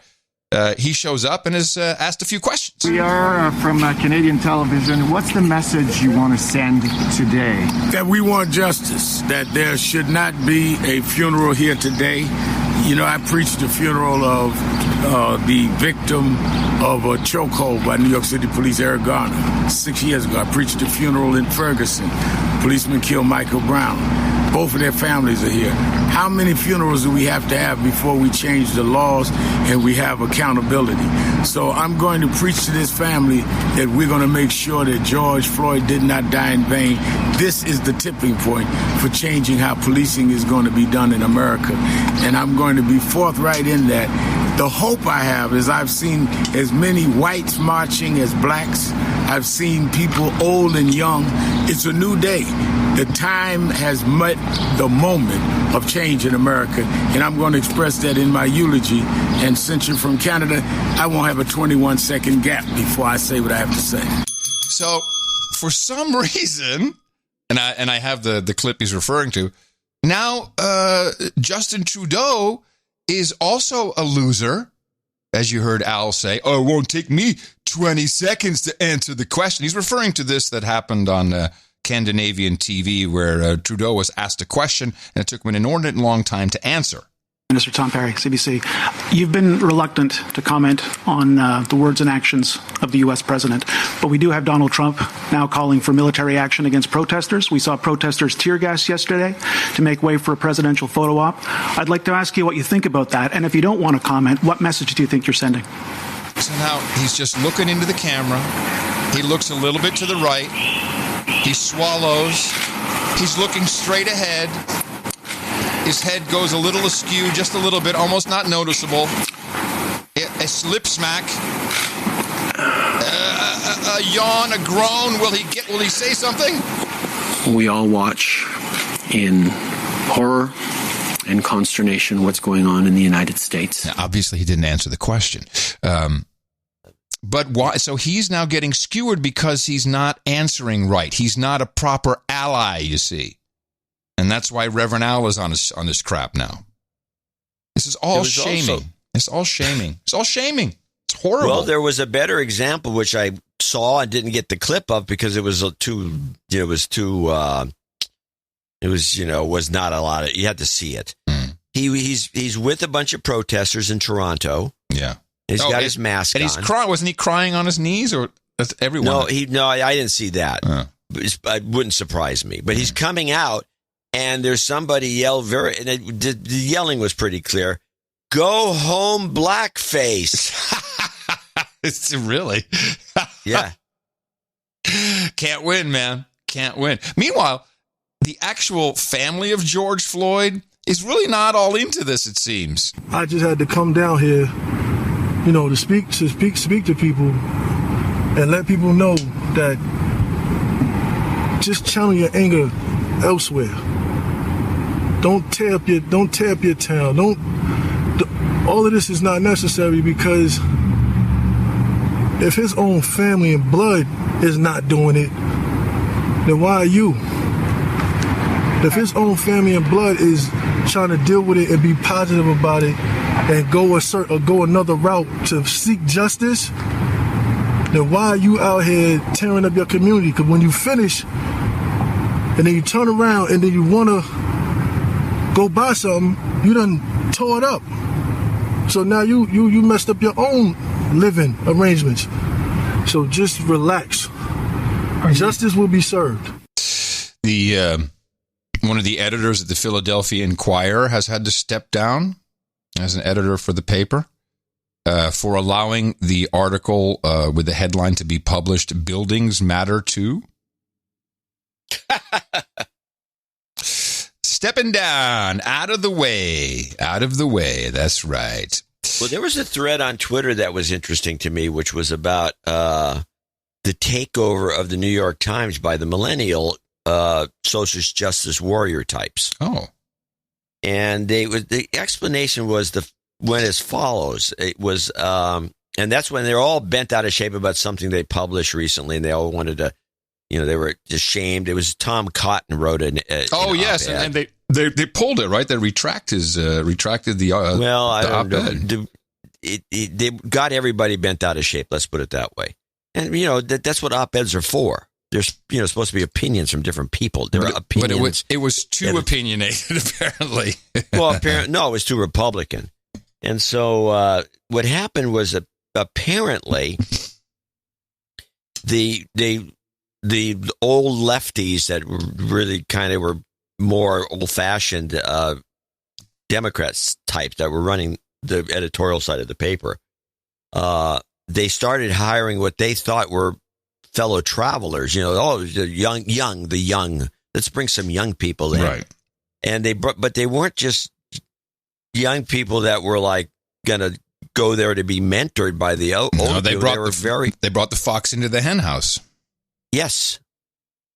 And they brought so much of it in that they took over the place, and now they're dominating the internal culture of the old gray lady, which is what it was always referred to. It's not an old gray lady anymore, and it's a bunch of these kids, and none of them care about journalism so much as activism. And so the New York Times is just one of the worst case examples of this. The Washington Post has to be something similar like that going on there. Sure. Although they're more lefty. But you can't trust either of these papers. If you see, I look at the news rundowns every day, and I look and I say, oh, it's something, Trump's got to go tomorrow. And it's always New York Times, Washington Post. Or there's always some negative, very negative piece, and it's always the same two outlets. Yeah. Those two papers are not worth reading. No, they really aren't. Unfortunately, we have an entire segment of the population who read it exclusively and believe it to be true, even though no media, we're not always right. I don't think we're ever nefarious and trying to do something on purpose. We're not political activists, because we don't get paid to do that. But these people do get paid. They get paid to keep their job, and you keep your job by following along and doing what everyone tells you to do. That's just the way it is. And with your Dries B's knees, whatever, it's the same thing. He apologized twice because he really, really doesn't want the humiliation. And where is this coming from? And I'm starting a new category, or an old category, anew in the show notes, nashownotes.com. A lot of this, not all, a lot of it is coming from and certainly influenced by George Soros. And I'm going to try and play as many clips as I can. The guy doesn't talk a lot, and when he does, it sounds like crap. He was at Davos this past year, and listen to what he said about the United States. The stock market, already celebrating Trump's military success, is breaking out to reach new heights. But an overheated economy can't be kept at the boiling point for too long. If all this had happened close to the election, it would have assured his re-election. His problem is that the elections are still 10 months away, and in a revolutionary situation, that's a lifetime. So there's your guy. He's basically saying it. So if that economy gets disrupted, it's not going to work for him. And in a revolutionary setting, 10 months until election is a lifetime. So there you go. All these little groups that he funds jump on stuff and do all kinds of things. And does he live in America or does he live in the UK? Where does Soros live? Well, there you go. We should kick him out. He's not around here. We should No, kick him out. That guy's no good.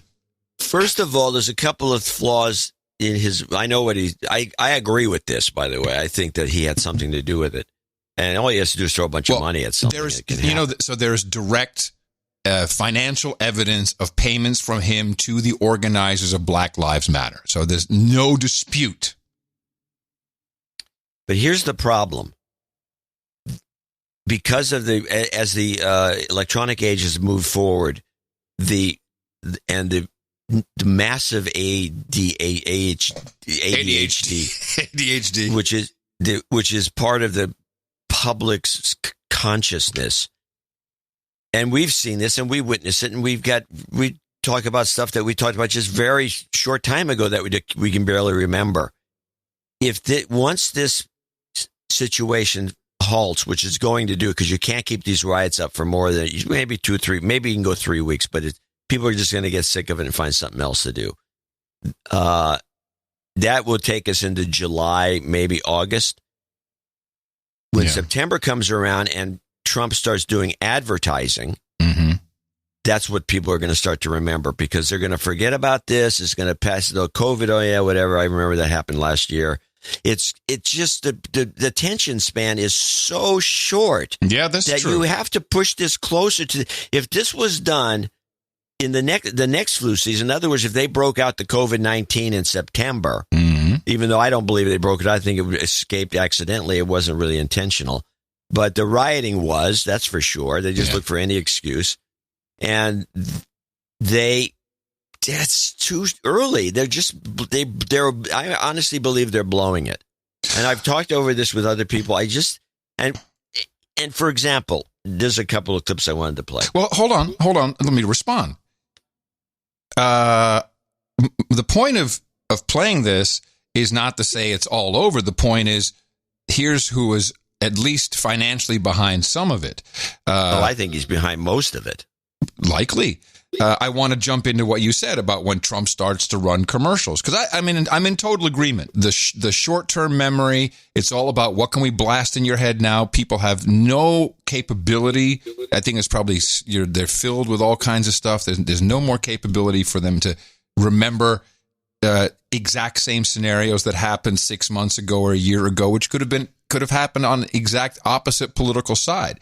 The difference now, there's a couple of differences. And one is that Bill Kristol is back, and he's got a lot of money. And I have to say, I saw this ad. I'll play the audio for it. He's got a good video guy who's doing Trump hate ads. Check this one out. Where is the president in a time of national emergency?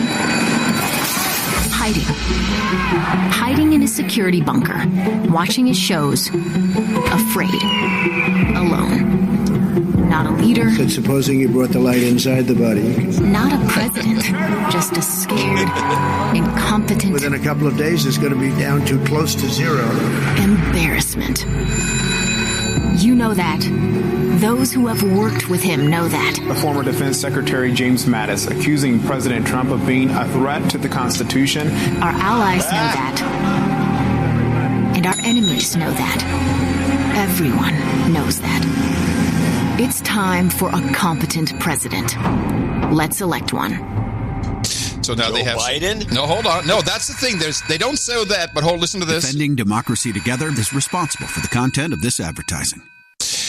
So what you're seeing is the red phone ringing at 3 a.m. So it's kind of like a call back to the who's gonna pick up the phone in the White House at 3 a.m. They put everything in there. Trump's hiding in his bunker. And it's the visuals are very well produced. Now, just a little bit about this group, defending democracy together. We believe in American exceptionalism. We believe the United States of America is unlike any other nation on earth. So they are Republicans who hate Trump, also known as never Trumpers. But let's listen to the list for a second. So William Kristol, of course. Neocon. Project for New American Century, which predicted the 9/11 terror attacks. Very, very astute, this Bill Kristol. Mona Charen, who I don't know, but she's an author. Linda Chavez, I think she's a Wall Street Journal reporter. Christy Todd Whitman, of course, former governor of New Jersey. Bob Inglis. Oh, where do we know him from? He's been around. Sounds familiar. He's been around. Well, the guy that interested me the most was the video production director, Barry Rubin. I'm like, wow, who did this? And it's a goofy-looking guy. Barry Rubin is director of video production at Defending Democracy Together. Barry started making videos at the age of 13 when he guilted his mother into allowing him to use his bar mitzvah money to buy a video camera. Sounds like the perfect guy to have on your team. Oh, brother. Guilting your own mother. Well, a couple of things. That is funny, though. A couple of things. They throw in the threat to the Constitution. Mattis, which never, you can't find Mattis saying that, so that's a lie. Yeah, of course. And I want you to play, yeah, of course, duh. I want you to play the Dana Perino Trump in the bunker myth clip. I also could, if I could just mention two things. One is this notion that the president was hiding in the bunker. I just want to be very clear. No president asks to go down to the bunker. That is a Secret Service decision. They come and they tell you, sir, you are going to the bunker. They actually had to carry Dick Cheney to the bunker because he didn't want to go after 9/11. So I really hope that the media stops saying that the president was hiding. That wasn't his choice. The Secret Service is in charge of protecting the president. That's that choice. The other thing on the media that I just wanted to mention to you is this caught my eye today. So Michelle Goldberg is a columnist at the New York Times. I tend to read her because I get the perspective. And the headline is that she thinks de Blasio should resign. Very liberal, left-wing columnist. And I thought, wow, we're on the same page. And then I realized, oh, no, she wants him to resign because he's not progressive enough, because he is sided too often with the police. And if you saw on the Daily Briefing today, one of the police officers who went after Cuomo and de Blasio saying, you have no idea what it's like to be us. They do not feel supported by their local leadership. And I'll leave it there. You know, here's something I noticed. It's so bad how people are just afraid to say what they think, mainly because of their job. Crystal Ball and what's the other guy's name to do the show? Sagar. You like that, right? It's pretty decent. You know, we've played clips from it. I like the show a lot. I think Crystal. Now that's why I have these Crystal Ball clips. Well, let me lead into it, and I'll lead you right to the clip. So they were on Joe Rogan a couple days ago, and they flew out. They were on the show. Joe's a big fan. He's like, I love you guys, love what you're doing. They come back.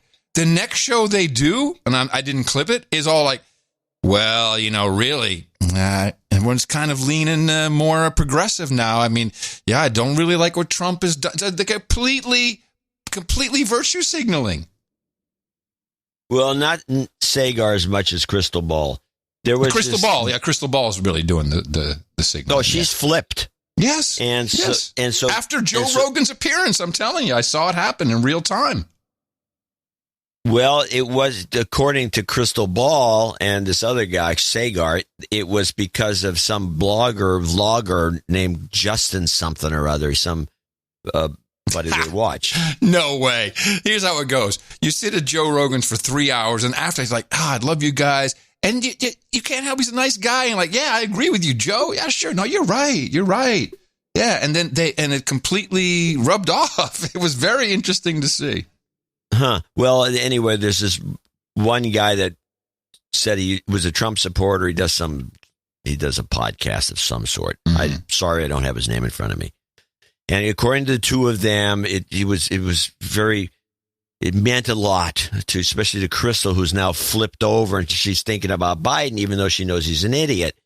And so the two of them are also holed up because I guess this was a weekend presentation or something. They're at their houses. Yeah. And so she's not only influenced by Rogan's folk and this Justin character, and now she's back home and she's probably reading the New York Times, which has a bunch of Trump should quit editorials. And so here we go. Now she's sounding not her normal self. She's sounding more like the kind of dingbat she used to be at MSNBC. And here's KBALL 1. Really get behind and affirmatively vote for. Two things in my view have happened. I mean, like Kyle, I share the view that what Trump suggested with the Insurrection Act and sending the... Oh, Kyle the blogger? Kyle the blogger. U.S. military into our streets to quash peaceful protesters. And I know you could say, oh, it's just going to be the bad ones. But we saw before our eyes as, protesters that the president has now shared a letter basically, insinuating they're terrorists were quashed with tear gas, with rubber bullets, with flashbang grenades. Church ladies, activists, journalists, whoever was in the way, quashed so that he can have this photo op. So in my view, the idea that you're going to send the military in and they're just going to be able to focus on the peaceful protests and protect everyone's First Amendment right, it's ludicrous to me looking at that. And look, he might not do it this time because now the protests have turned mostly peaceful. So peaceful. So she, if you listen to that clip again, she says, well, there's peaceful protests, and I don't like the idea of him bringing in the military to turn their guns on the peaceful protests, peaceful. So she's implying that they're peaceful protests. And then at the end, she says, well, maybe he won't do it now that they're turning peaceful. Wait a minute. If they were peaceful, then they can't turn peaceful. Mm-hmm. How do you turn peaceful? So I'm thinking this is someone whose mind has been just by turning the page in the New York Times. Oh. Yes, now it's changed. So they're turning peaceful. They're peaceful, but they're turning. So that doesn't make any sense. So she goes on. Let's see, I got KBALL 1. You don't have a 2. I don't see a 2. I think 2 is missing. So go to 3. By the way, may I suggest that KBALL 1 is just a great title for the show? I don't know. It just sounds. But also, it's 1. It's all caps KBALL space ONE. KBALL 1. I mean, that is a hip hop brand. You can put that on a hoodie, a sweatshirt. It will sell like crazy. KBALL 1. Well, talking about KBALL, it sounds a lot like a train. Oh, did we see the Zephyr? Yes, the Zephyr went by during one of your little things, probably about 10 minutes ago. It's late. And? Well, remember it was a 6, I think 666, and we're getting very irked by this because that's a bad sign. Well, what we didn't mention the last show, yes, we had an 8 car. We didn't mention it because it happened before the show. And what happened in the 2 days after that? I don't know what. Stock market went crazy. Up 1,000 points. Yeah, we had another 8 car today. So 8 cars is pretty normal. 8 car is the normal economy. Yeah. It was discussed at the meetup yesterday. People said we didn't hear about the Zephyr on the show, and I said I'm angry at myself because it was an 8 car Zephyr. The market went like crazy on Friday. If it's an 8, if it's an 8 now, that means we'll stay pretty stable. Lord forbid it goes to a 9. But I'm telling you, it has gone to a 9. Go back and look. Not recently. Go back and look in the red book. Check mark recovery. Check mark recovery. Not V, not L. Check mark. It's in there. I said it. Yeah, you can say it all you want. Check mark recovery. That is it is in the book. There's no doubt about it. But you. If I called you on this, say it was an L, like we're thinking. Mm-hmm. You would say, I never said check mark. It was the banker who said check mark. No, it was the banker who said check mark. It's in the book. You're taking it out. So now you're it's correct. Official. No, it's official. The banker said it. I reported it. And it's in the book. Don't you want to agree? Say I'm in on the check mark? I've always been in on the check mark. I said I agreed with the check mark. Okay. That's all I wanted to get. All right, let's go to KBALL 3. Joe Biden is who he is. We have a long record. We know what he stands for. He's promised us nothing's fundamentally going to change, and we should take him at his word. However, you have people in the streets in a way that I've never seen before in my lifetime. And you know that Trump is going to be completely unresponsive to them. He's not going to do one thing that they want. And not only that, is going to seek to crush them and try to quash their speech, because that's what we've seen him do. We know he's not going to be responsive, and he's just going to try to quash them. Biden, on the other hand, is at least trying to incorporate. He is subject to some pressure, right? He is subject to pressure. He's part of the coalition at the end of the day. He's part of the coalition, and this is 78% support, the protesters. So it's very much the mainstream of America. Oh my goodness. I don't mind. I mean, I have respect for the Bill Kristol group because they just say we hate Trump, we don't want him. They don't say vote for Joe Biden because they're not nuts. And, of course, they're Republicans. But KBALL here to say, oh, I'm really considering Joe Biden. Come on, girl. Let's be real about that for a second. No, you're not. You might be considering his possible VP pick, who I don't know who that's going to be at this point, other than the globalist pushed Stacey Abrams, which I just don't see happening. No. It's going to be Amy. What does she mean when she says Trump won't give them what they want? What do they want? There must be something that you can express, because if Trump won't give them what they want... Who is they? Well, the protesters. What do the protesters want? What do we want? Justice. Oh, okay. They won't give them justice. Oh, believe me, they're going to get justice from Trump, that's for sure. Just may not like it. All right, let's go on with KBALL 4. Since he is part of that coalition, since he depends on them for his political support, he will be somewhat responsive, at least to the demands that are coming out of this movement. So it's not just what demands that, in my view, Trump has become... The demands are defund the police, as far as I've heard. Defund the police has been the main one, or abolish the police, which has turned into defund. Do you see any other demands? I see the exact same two you see: abolish or defund, usually one or the other. Well, that's the demand. That's the demand. Well, that's up to the locals to do. It's not up to the president of the United States. Now, unless you're thinking that we should, which is, by the way, something the liberals have kind of expressed an interest in, the idea of a national police force. This has come up in the conversation a number of times. Yeah, and I remember Obama had something. Some kind of he was going to do some security crazy, but Trump also had something weird like that. Some kind of there was some kind of security forces or some join up, like Brown Shirts for America. Yeah, that's all these. Yeah, that's what it would be. The clip still going?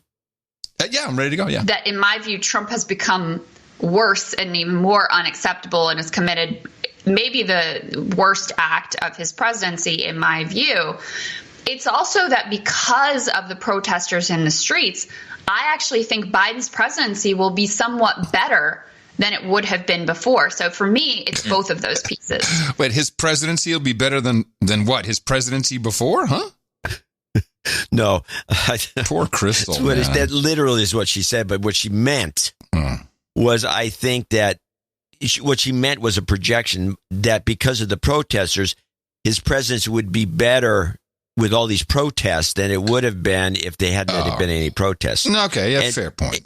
And so what she's trying to say is that the protesters are already pushing him around, which doesn't sound like much of a president you want. But so meanwhile, Sagar comes in on clip 4 here and says something which is a little key, this is something that the left is talking about, or the Democrats, not the left. The Democrats are talking about this particular buzz phrase. And tell me if you've heard it.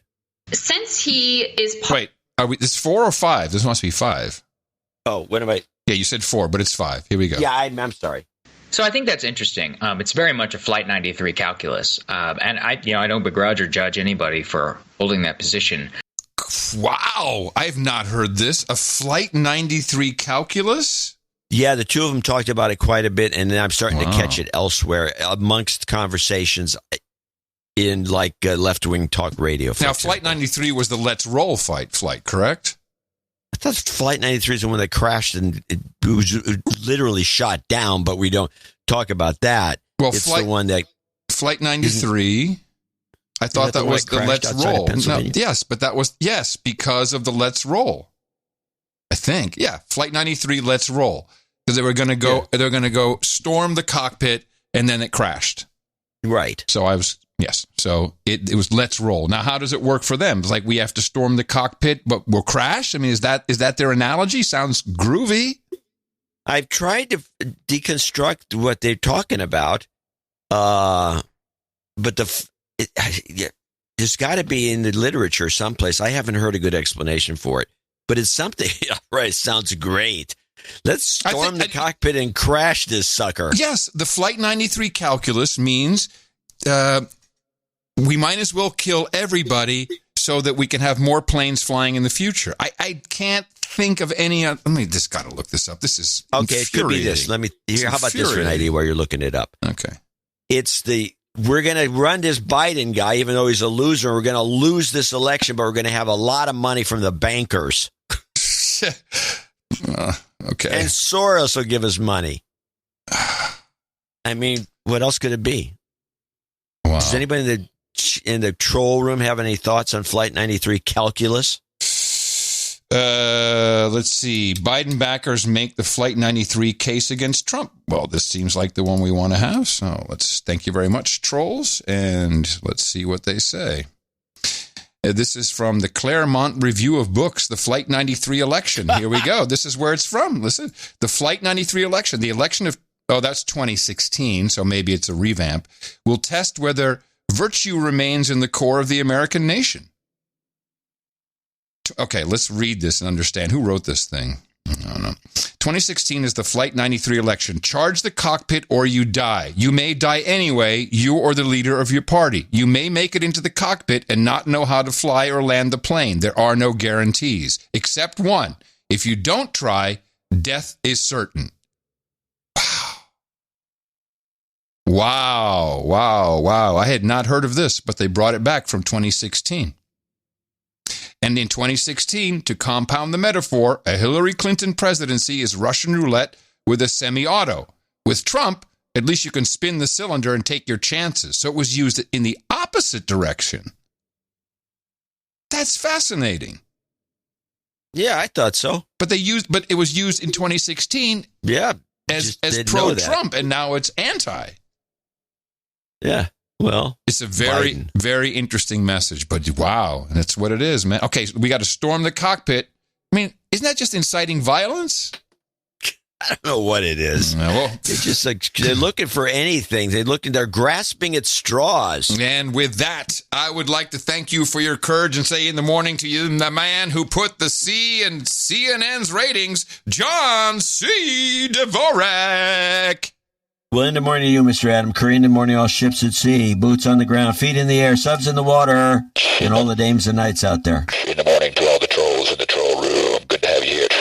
Yes, noagendastream.com. How many do we have? Usually on Sunday, we're kind of up there. Let's see. I'm not allowed. 18, almost 1,900. So pretty good. We're also a little late on our segment for today. We're just having too much fun, apparently. I think yes. I'll bet you the bigger the Zephyr, the chat room starts to shrink. Yeah, because they're going back to work. Exactly. It's exactly right. Let's see. NoAgendaStream.com. You can listen to all the live shows live, but also find some cool podcasts. It's 24/7, 7 days a week, or 24 hours a day, 7 days a week. And fun people to meet there, hang out. They will point you towards some fun shows. All commercial free, all good, value for value. And you can also get an invite there to noagendasocial.com. So go to noagendastream.com and listen along and troll with the best of the trolls anywhere. And a big in the morning to Darren O'Neill. He brought us the artwork for episode 1248. We titled that one, Did You Just Crack a Beer?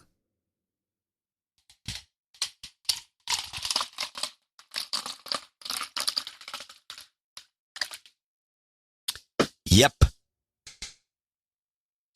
Thank you very much, Darren, for the artwork that I think generally portrayed exactly what I went through in the past week with the email situation. Oh, that was a great piece. Could you turn your speakers down just a little bit? I'm hearing myself come back. Ooh, just a tad. Yeah, it was skull and crossbones with ampersands or @ signs in the eye sockets, and you've got mail plastered over it. It was good. We liked it. And again, we're looking for pop, and this one definitely had that pop factor. We love that. Darren O'Neill. Yet another time we chose for only friends. Yeah, we only choose our friends. We only choose our friends. NoAgendaArtGenerator.com. The stuff also shows up. Anything else that was worth discussing? Oh, I think probably. We did discuss a few. Here There's a couple Karen things. The one I kind of liked another Darren O'Neill one with the Wiggum's kid holding a gun, which is a frightening thought. Yeah. Saying I'm a protester. Oh, there's the one. Yeah. It was, what is this? Tanta Neal or whatever it is. Yeah. That's right. Had the Silence is Violence in Silence is Violence. Very nice piece. High concept. Yeah. Very high concept. Now, I mean, there's always good stuff, but we have to make a choice, and we want it to pop. We want it to pop. But a lot of great things in there, so it's highly appreciated. That's noagendaartgenerator.com. And, of course, we also like to thank people who support the show in upper amounts as our value for value system is in its 13th year. Why are you laughing? There's a new piece that just came up. It's on the... I'm sorry. Oh, I see. Elmo? Yeah. Very good. Okay. Let's thank some of our executive producers and associate executive producers for episode 1249, 1249 of the best podcast in the universe. Who do we have, and what have we to thank them for Well, today? For starters, we've got Corwin Underwood, who should be an Insta-Knight if he's not a Sir, Hamilton, Ohio, and he came in with $1,000. Oh, let me see if he's on the list. His long note, and we're trying to get people to shorten their notes a little bit. Yeah. His note is just karma, please. Hey, man, you got to stop writing these long notes. I don't see him on the list. So now we had a lightning strike at the back office, which would be fair to mention. Eric the Shill, like a tree dragged down power lines, gas lines. Did his house explode? Because that's the way it read in the emails. Like he was on the ropes. It got a lightning strike, though.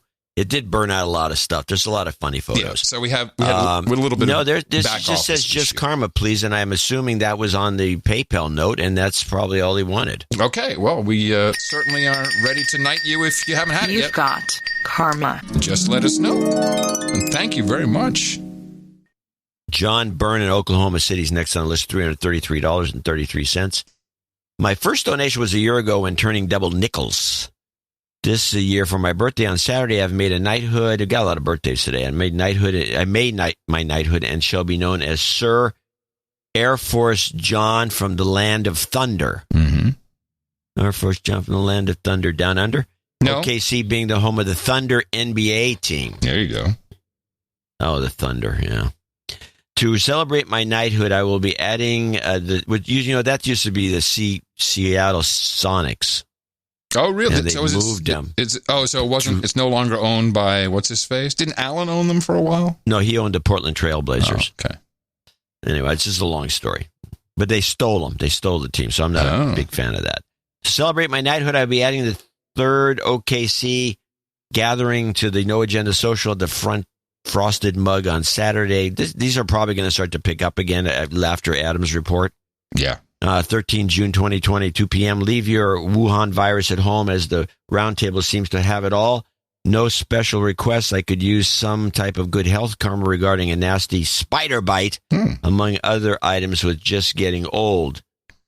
Sir Air Force John from the Land of Thunder. Although I'm not computer illiterate, I have never been able to get into the troll room. And it seems that as I write this, I cannot get onto No Agenda Social either. Never receiving an email with the confirmation instructions and nothing in my junk mail or spam mail folders. This is a complaint letter. Got it. Well, I will the management. Yes, I will get in touch with you. All right, Karen, I'll get in touch with you after the show. We'll figure it out. It requires some registration, and so we'll work it out for you. And thank you. And I think he is being knighted today, as the color code correctly indicates. And indeed, we'll see you at the round table later on. Looking forward to it. You need some health karma for yes. a spider bite. Got it. You've got karma. Ashton Brown and Springfield Mo, 333.33. Happy 33rd to my hunk of a husband, Sir Burgess of the Ozarks. He is without a doubt the very best husband and some sort of omnicode here. Thank you, John, Adam, and the producers of the best podcast in the universe for helping us maintain some of our sanity this year. Okay, he's on the birthday list, I assume? On the birthday list, absolutely. And Okay, you can Humperdinck. I can do this one. Humperdinck. No, do the next one because I can't do the next one. Okay, all right. Humperdinck Superdank, Pahala, Hawaii, 333.33. ITM, 2/3 of my way to knighthood, took jobs karma, please, in this age of melodrama. Oh, I'm sorry, modelonoma. I don't know. Modelanoma. That sounds better. Roll up the shape-shifting Jews, followed by, did you see that juice? Okay. 36th birthday on Monday. Enjoy a portion of my daddy Trump bucks. Adam needs to try out the Zero Gravity Institute in Austin when it opens back up. Maybe ask JRE about it as well. Yeah. I opened a center in Kansas City, modeled off this particular center, and guaranteed he will have a wonderful experience. Aloha, Humperdinck Superdank. What is this? Is this like one of those? It's like you're skydiving on the ground. Is that what the zero gravity is? Zero gravity. Yeah. Oh, it's the float center. Oh, please, no. Have you ever done floating, John? I have no idea what you're talking about. You get in a tank and it's dark and kind of warm water, and you just float there. It's salt water, and you float for 45 minutes. Yeah, and it's supposed to be a fantastic experience. And all I thought was, it's getting colder, and I really have to pee. I could not focus. Why don't you just pee in the tank? Who's going to know? There you go.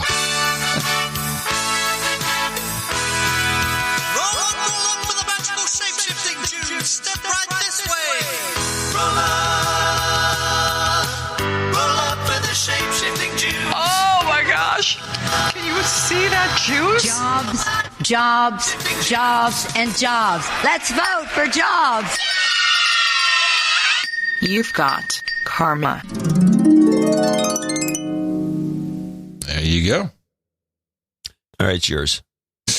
Yes. Our next note is from... this is Stephen Battle. Colonel U.S. Army, who I met yesterday at our 5112 local meetup. Please de-douche me. He came in from South Carolina? No, he's stationed in San Antonio. He came in on the bus. No, he was there before the party bus. He came on it under his own power. Wow. You've been de-douched. The party bus, I got some pictures, was pretty damn full. I've been enjoying your brilliant brand of analysis and, dare I say, media, political, and cultural reporting for 9 years. I'm grateful to you both and all our No Agenda producers. It was a real treat to meet up with Adam and the rest of the inestimable NA congregation today in Austin. The mission... he's a public health official, which was as a colonel... So he travels around, and he's going to explain what he does here. The mission of public health authorities is to keep leaders from getting fired or voted out of office. The severity of public health countermeasures overwhelmingly reflect a political calculation. This is very interesting what he's saying, because it's about the military. Compare the restrained HIV and Ebola responses to the draconian public health initiatives of prohibition and the COVID-19 enforced isolation. There's never been a lot of HIV quarantining or business closures, and there were no travel restrictions to or from Ebola-stricken West Africa. Anywho, and he writes, consider including Michelle Malkin and Gavin McInnes on your media rotation. And we see everything. Adam, in light of recent Twitter censoring of President Trump, please reconsider the ideological-based censoring by secular Sharia Silicon Valley. What do I have to reconsider? I think it's all pretty clear what's going on there. Well, what does he think you're thinking? I don't know. If you're reconsidering, you have to reconsider something. What are you thinking? I don't know. I think you're a bunch of douchebags. Well, sure. Then maybe you should think otherwise. Maybe they're nice guys. Yeah, I don't think that's what the note says. Oh. Please help me out with some missing my beautiful family karma for all the military service members who were separated due to no movement directives. I request a Jobs Goat karma for Trent and an Obama no jingle. And let me see anything else in this note. Hello. Keep up the great work, guys. Oh, yeah. Please accept our donation in honor of my suite, and this is $333. In honor of my sweet smart, and stunningly spectacular bride who is an authentic military hero and an inspiration to me. Now, that's a beautiful tribute to his wife. And he mentions Trent here, who is a dude, well, he's a lot of things, but a dude named Ben. I think he's also from San Antonio. He came up as well. And it was kind of fun because he had one of those light phones, the Light Phone 2. We've talked about that. It has, the screen is like the electronic, the e-ink. Do you recall this? I don't recall it having e-ink. Yeah. So it's very small. It's like a credit card, a little bit thicker. And you turn it on, and it's very pretty to look at. And you can call, you can text, and you can set an alarm, and that's it. But what's cool with the texting, you can rotate it, and it brings up a little mini keyboard. But everything's a little slow because it's the e-ink, so it's not really e-ink slow, yeah. Zippy. But and I had my flip phone, of course, so we're jammed. All of a sudden, there was Steve and Trent, and then a young lady comes up. She says, "Hey, you guys like Coors Light?" And we're like, "No." No. But we got a promotion going on, and it's a promotion with it was like the Duff beer guy. Yeah, it was the Coors Light girl, and she's like, "Oh, we give you some Coors Light cups, and for the next hour, all Coors Light is on me. Everybody drinks Coors Light." And we're like, "Oh, that's cool." Said, but there's one thing you do have to post on social media. So Trent and I both look at our phones and go, can you show us how to tweet, young lady? It was beautiful. It was the perfect moment of OTG. And she gave us a look. It's like, I already thought you guys were weird. I could tell by the group, but they don't even have smartphones. I should probably steer. So no, you didn't get the free beer? I'm not going to drink Coors Light. That's not actual. That's not for human consumption, man. No way. Oh, no, you're not going to get your free Coors Light. Oh, please. All right, let's see what. So it was nice meeting you, Steve. Had a lot of fun. Just a lot of great info. So jobs, goat karma for Trent, and a no jingle. Here we go. No. Listen. No. Hey. No. What? No. Listen. No. Hey. Jobs, and jobs. Let's vote for jobs. You've got karma. So that's the gimmick. The current marketing scheme is to go around bars, give away free beer, and make you post it on social media. Yeah, I think you have to do that before you get the beer. She said, because she kind of said it like, there's just one catch. You just got to post about it on. It can be on anything: Twitter, Instagram, and Facebook. You probably can't buffalo her. You'd have to post it and show her. Oh, no doubt. It's all right. It was funny. It was cute. It's cute. Sir Quistan of Lincolnshire. $250, obviously in the UK. Forgive me as I have been away from the podcast for a while. It took the complete craziness of the world to bring me back to the best podcast in the universe. Please accept this as a token of my remorse. Just as a reference regarding English football teams taking a knee, Liverpool FC are owned by Fenway Sports Group. As much as I love them, I know this was about pushing the brand in the USA.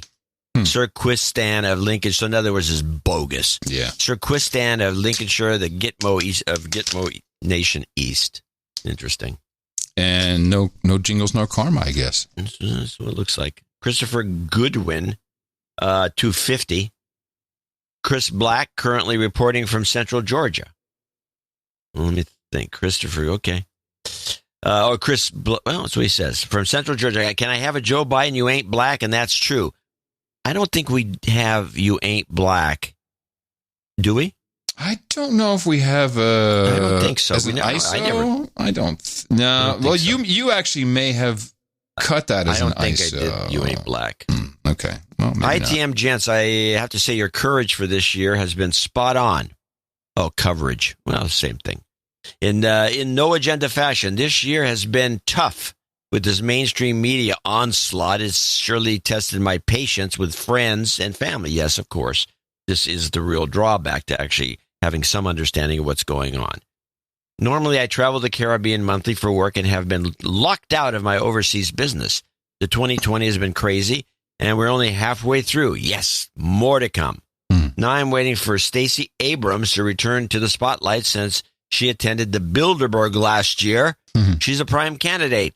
I think I know how Trump derangement syndrome feels because I can't stand Governor Cuomo's voice. I guess it's a New York thing. The masks are a cool clip. Did it for me. Anyway, passing some stimulus funds to the greatest podcast. We need a lot of stimulus money. Thank you, Trump. Yeah, really. Central and South Georgia, please step up. Step up. I'm calling you douchebags. Okay, well, you give him a douchebag. Okay. Central and South Georgia. P.S. I have great news to report. The divorce karma worked. God. That's not try to discourage us, I don't know if that's good or bad, but well, he saved a lot of money, so he can pay it forward. Good. Also, why no Cash App? I think we did a whole show about Cash App, right? No, Isn't that one of those that uses that system that's deplorable? You. Yes, the reason we don't use Cash App or Venmo is because they use the Plaid network, which is it's middleware purchased by Visa recently, and it gives them way too much access to your actual bank account, and we don't want to put you in that situation. So we will have no part of that because we will have no part of it. Pop money does work. Yep, Pop money works. Zelle, does Zelle work? Zelle works, I guess. No, Zelle does not work with us. Does not work. Okay, so I did find. I do have a little. You Ain't Black. I got that. That's true. And was there a Karma Jobs? Anything? Did I miss something there? Regular Karma. If you have a problem figuring out whether you're for me or Trump, and you ain't black. That's true. You've got karma. Got it. Danny Carroll, $244.49 from Laughlin, Nevada. Laughlin. CP and BK. This donation is exactly 33% of my current economic impact statement or payment. Any associated numerology is purely coincidental, or is it? Adam, Joe Rogan gained me as a subscriber after you went on. So stir that into your bowl of metrics. Okay, I'll stir it in right now. Please de-douche me. You got it. You've been de-douched. Dana Carroll and... Wow. What's this? This is not right. Dana Carroll and exact same donation from Laughlin, Nevada, $244.49. So we assume there's something going on here. My husband hit me in the mouth a few years back. First donation, which is 33.33% of my stimulus that was unexpected, requiring a hearty de-douching. John, now that you screwed up my name, phonetic is Dana. What did I say? Dina. No, wait. Did I say Dina? I thought I said Dana. Maybe. I don't recall. I think I said Dana. I think it didn't screw up your name. But are you related to Danny Carroll? Gee, you think? Here's a de-douching. You've been de-douched. Hey, I got a lot of that at the meetup. It was, I forget. One producer, she teaches, I think, middle school science. And she said, my husband and I met through your show, and we've stayed together through your show. So they had like a weird meeting. There was no reason for them to even meet or be together. And after like a date or so, played the show and immediately, and they got married. Like that day, I think they went to the chapel. But she was very clear to say, your show keeps us together. And look at this. Look how beautiful that is. Husband and wife supporting, probably independent of each other too. They could be strangers in the same town with the same mentality. Maybe they're about to meet. Yeah, okay. Dream on, man. Well, they do have the same last name, so maybe that has something to do with it. You think? Anthony Rodriguez in Tucson, Arizona. $200. Dear John and Adam, finally becoming a knight. Accounting and short note in email from Mike Rodriguez. Night details, NJNK, Mutton and Mead. Please call me Surly Mofo if available. Is that Sir Surly Mofo? I guess so. Sir, let me just check if that made it through. Yes, Sir Surly Mofo. Surly Mofo. Now, he asked for for something on email. Did you get anything in email from him? I didn't have a heads up on this, so I am looking now. Yeah. Let me see. But this email address he puts in here, it doesn't make any sense to me. Because I can't believe for a minute that email address is allowable. No, it's one of those things you put in there to make sure that it doesn't get scraped by spammers or something like that. I think that's kind of what is going on there. Let's see. Yeah. You've got mail. Let's see. I'm going to look. That's nice. Yes. You've got mail. You've got mail. You've got mail. Is actually the right one. Oh, let's hear it. Oh, I see what he did. Okay. Finally becoming a knight, counting below, blah, blah, blah. NJNK, only in mutton and mead for me. Well, that's exactly what he said here. That's the whole note? No, more. Okay. Following you guys since forever, I would value your opinion or what your learned producers on these two items, since I cannot tell what is real in the media. Well, nothing. Or online. Well, same thing.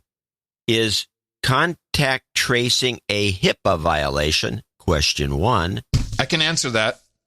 And we did discuss this.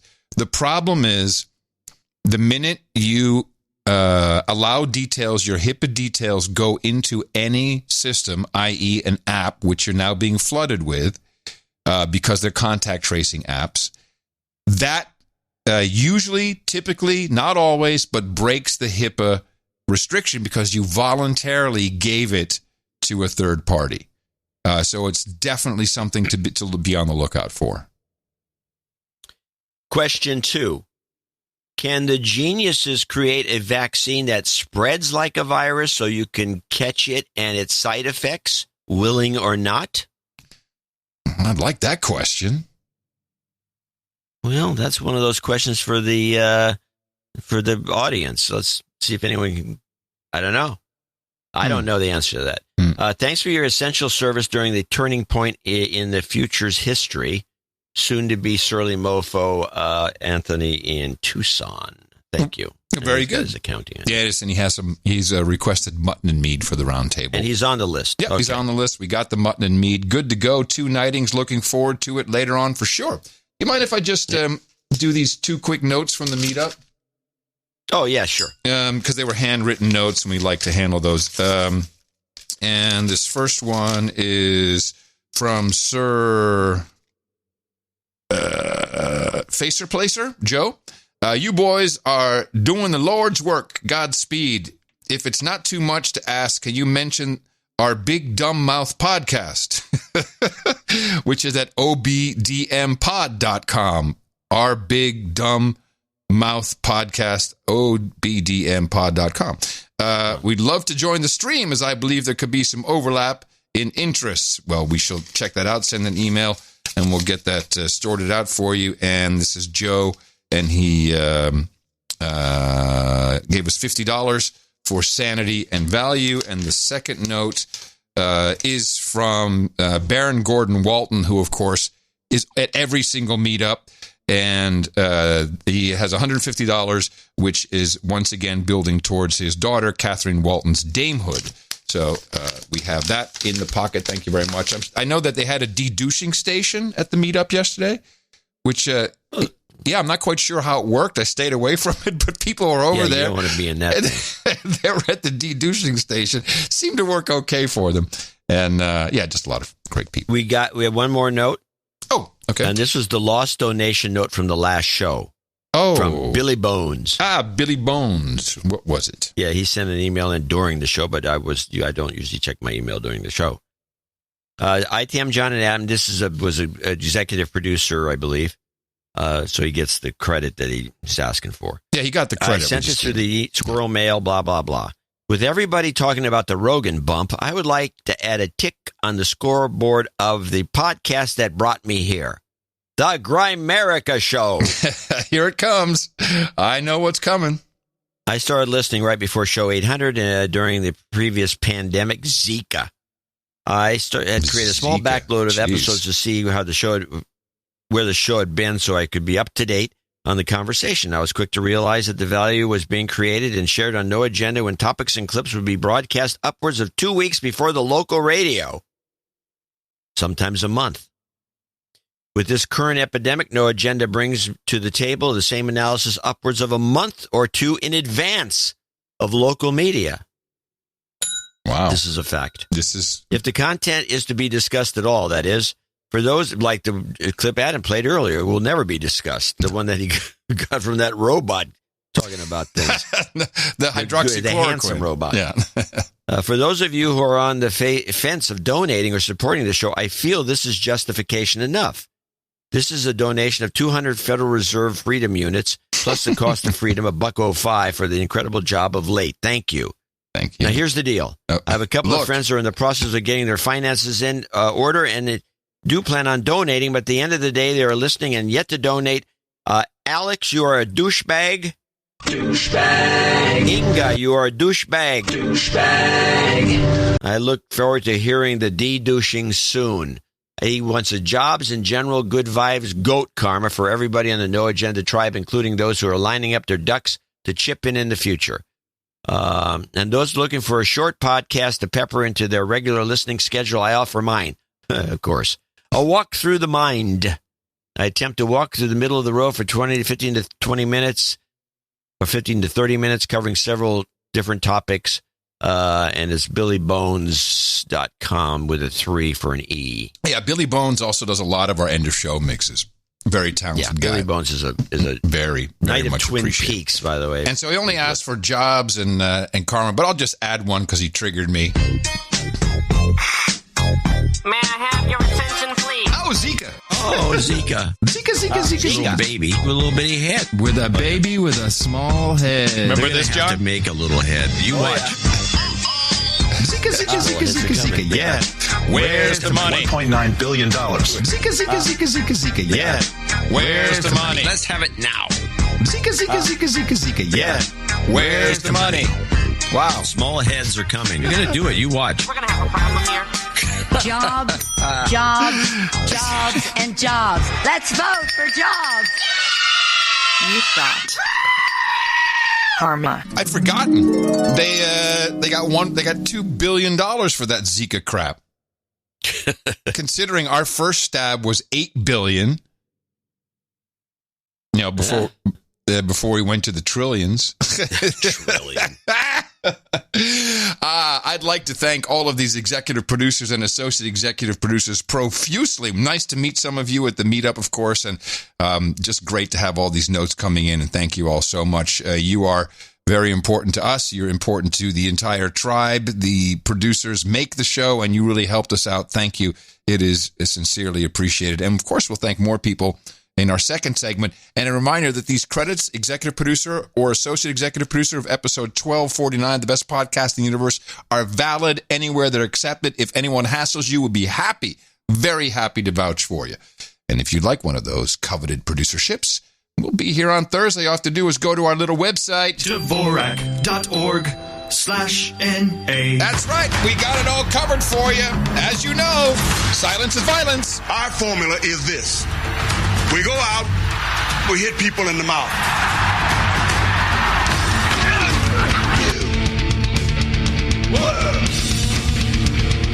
You've got mail. Shut up, slave. Shut up. Shut up already. It's science. Well, little Joe Biden time? I'm biding my time. Yeah, I think we can do. Oh, I had one more thing to promo. This, you'll get a kick out of this. So we have our search engine kind of multi-pronged competition going on, which really isn't a competition.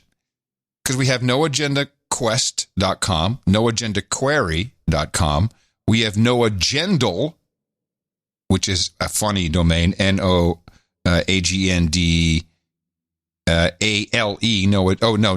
noagendal. Let me see, make sure I'm spelling it right. Let me see, gendal. Yeah, it's NOAGENDLE.com. And take off on Google. All, by the way, performing fantastic. Each search engine has links to the other search engines on their homepage. So no matter where you go, and they all deliver the results a little differently, but here's the kicker. I get an email yesterday. Hey, Adam, apologies for letting search.na show notes get broken and stay broken for so long.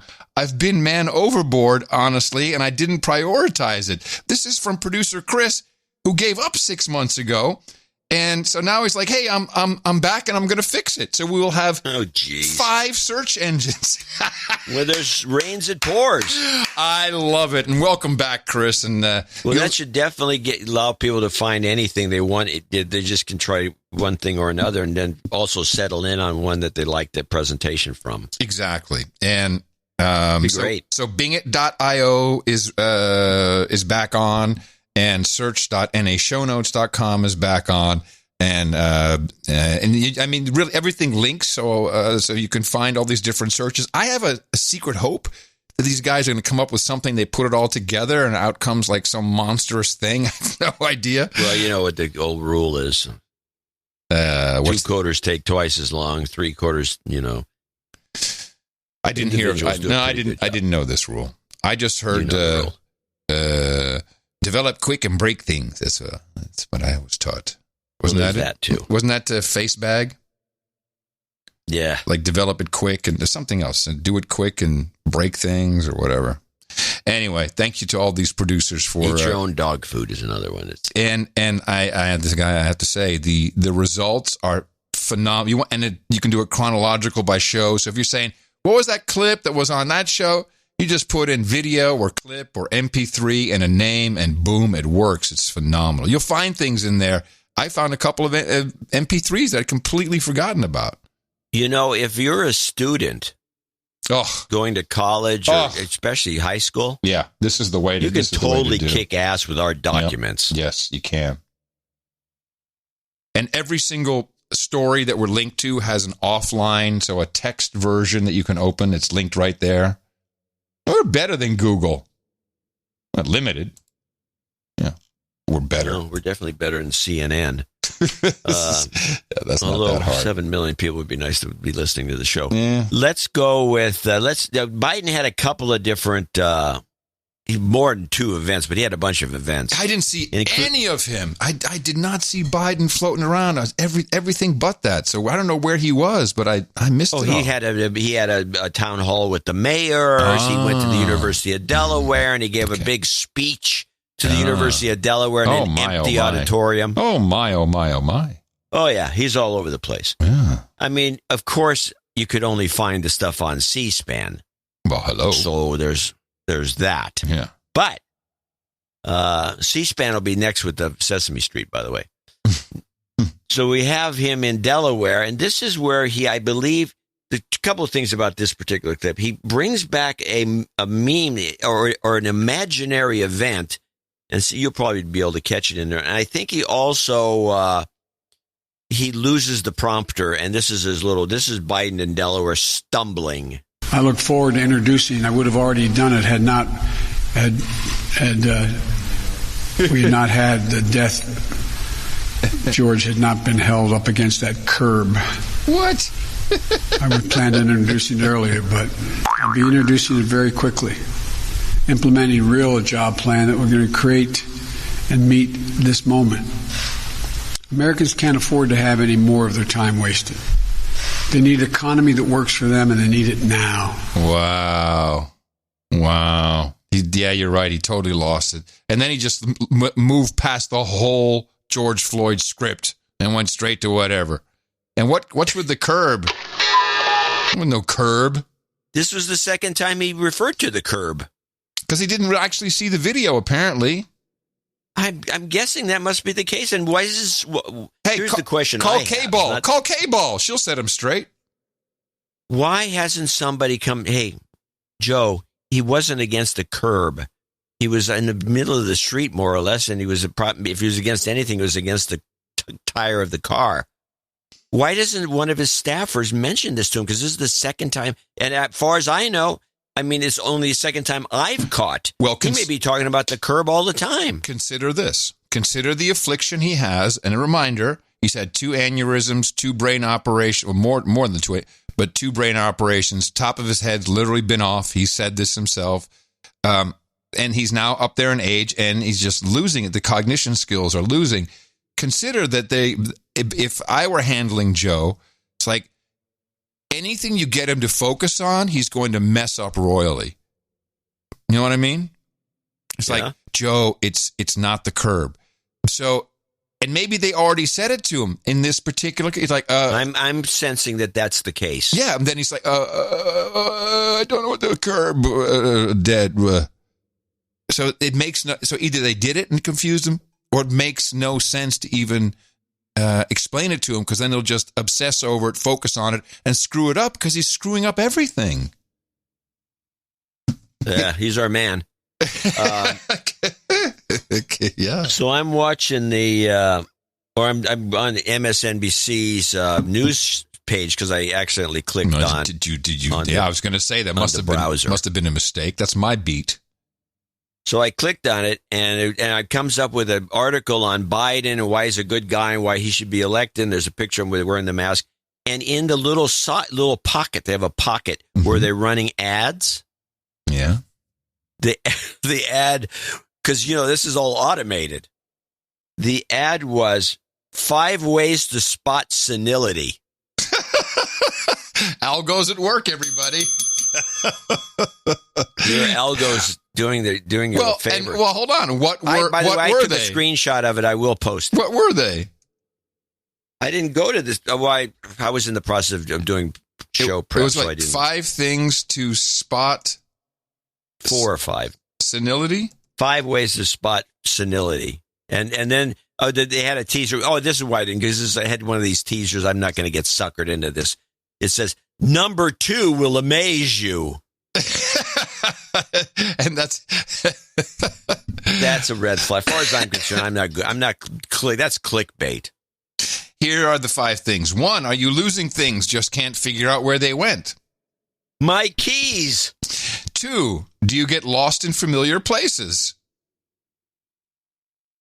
Turn the lights on. 3, do you lose track of the time, date, or season? Yeah, that's me. That's all of us. That's early for me. All podcasters. And 4, are your conversations getting stalled? Wow. What? Good. And 5, do memory slip-ups interfere with your daily life or presidency? I'm sorry, daily life. Oh, poor Joe. Poor Joe. So here we go. Yeah.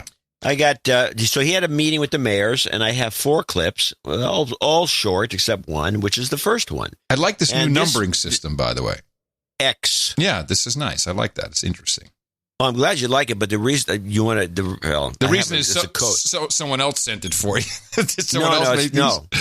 It's code. When I have an X by these are the ones I want to compile into a Biden super clip. Oh, this is where he's blah blah blah. It's just making it. It's this one here probably shouldn't have the X, but this is the first one. This is his great. Every once in a while he does have an idea, and he has a proposal. And he's got a great idea here with how to fix the police. One of the things that we found, and back in the days when I had another job in the United States Senate, is we were reorganizing the county police. We're like a miniature Illinois, Mayor Lightfoot. Our largest county has about 65% of the state's population. The city of Wilmington's inside that county. And the county police grew exponentially as the state grew. And one of the things that we did back years ago was we had the county police department set up a county police league where they actually run the equivalent of a Boys and Girls Club. So that's his great idea. It's like a police league. Well, he's kind of, I think someone... This was in the 50s, by the way. Yeah, well, but that is what's being asked for is instead of police, I'd like to get the exact demand. So instead of police, it's community workers, I think. Let me see if I can find this exact demand. It's very interesting. Alternatives to police.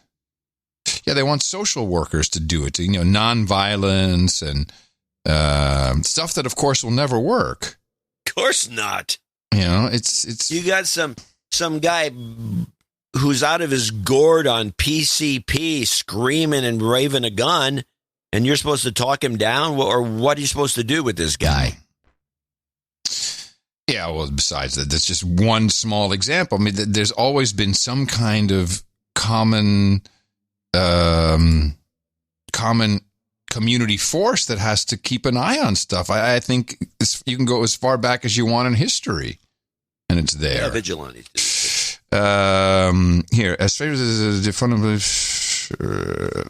there's this term that they're using that I can't find, but it's a term of like they want public stewards and people who are in the community and go talk with you. When you're whacked out on meth and you're going crazy, waving the machete around. Hey, man, let's just chat.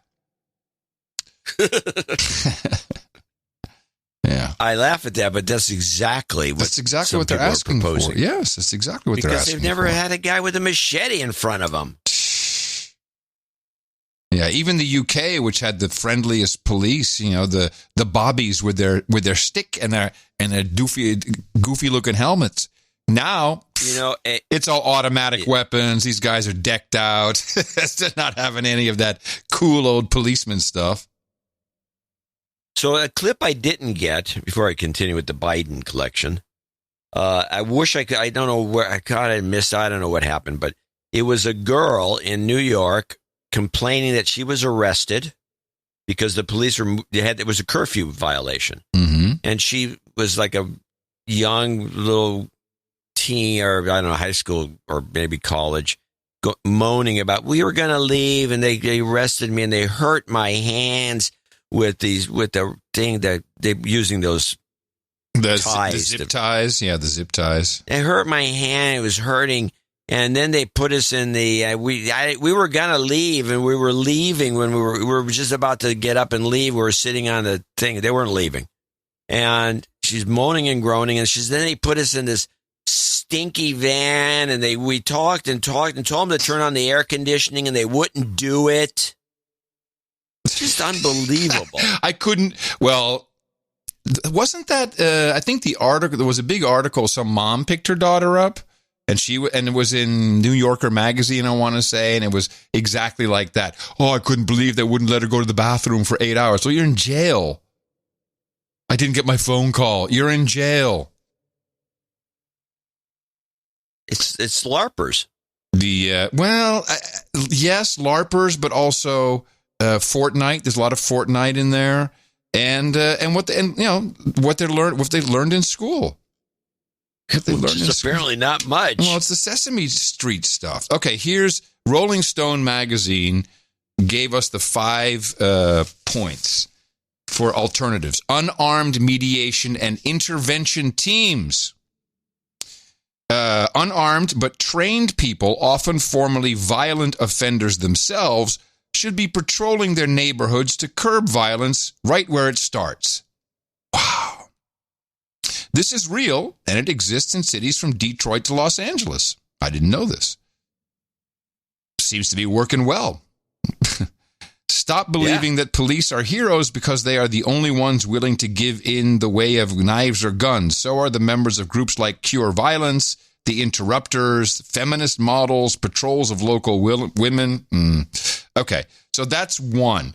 This is the breakdown of the demands, actually. The second one, the decriminalization of almost every nonviolent crime. Now, this is very interesting. You take these two, I don't even have to go to the other 3. You take these two, and let's look at Los Angeles, where decriminalize is crime under a value of $900. So breaking into a car, stealing clothes from a clothing store, it happens every day, multiple times a day, in many stores. Not now, of course, they're all boarded up. People walk in, start stealing stuff. It's $900, up to $900. They even calculated. Someone will be on watch. What's the price? Calling out the price. Okay, we're at $900. Good, let's go. Because you won't be prosecuted. So, yeah, I think that'll work fine with no police. We don't need any of that. This is great. If you're a crook, well, if you're a thief. Go with, it says all nonviolent crime? Almost every nonviolent crime. Let's see. if they have any, what it doesn't actually specify. What's the exceptions? I'd like to know. Or otherwise, if you take that just as a rule, Bernie Madoff would be living next door. Nonviolent crime, yes. Jail. Violent offenses count for a fraction of the 11 to 14 million arrests every year, yet there's no real conversation about what constitutes a crime and what permits society to put a person in chains and a cage. Cage. There's this law? Decriminalization doesn't work on its own. The cannabis trade that used to employ poor blacks, Latinos, indigenous, and poor whites in its distribution is now starting to be monopolized by already rich landowners. What are they confusing here?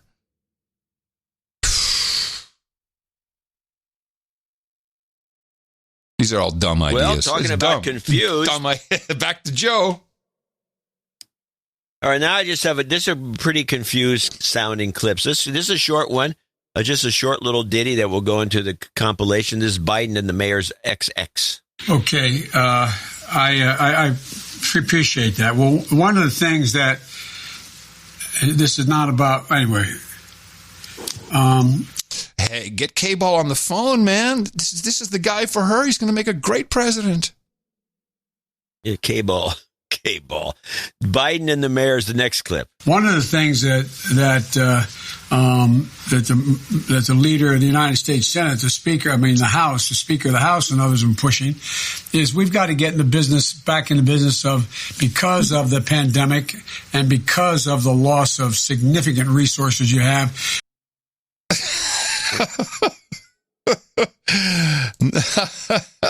No, just no. No. And now the bonus clip. That may be a pipe dream. I don't know. But are the kinds of things that we're talking, is that possible? Mayor, you were talking about me up in St. Paul. Tell me a little bit about what you were doing. Oh, brother. It's hard to listen to. It's cringe.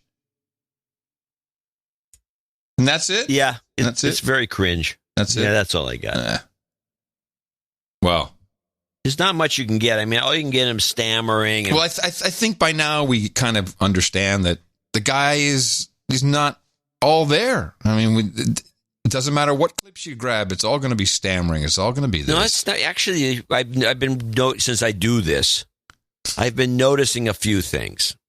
First of all, he can go about 10 minutes.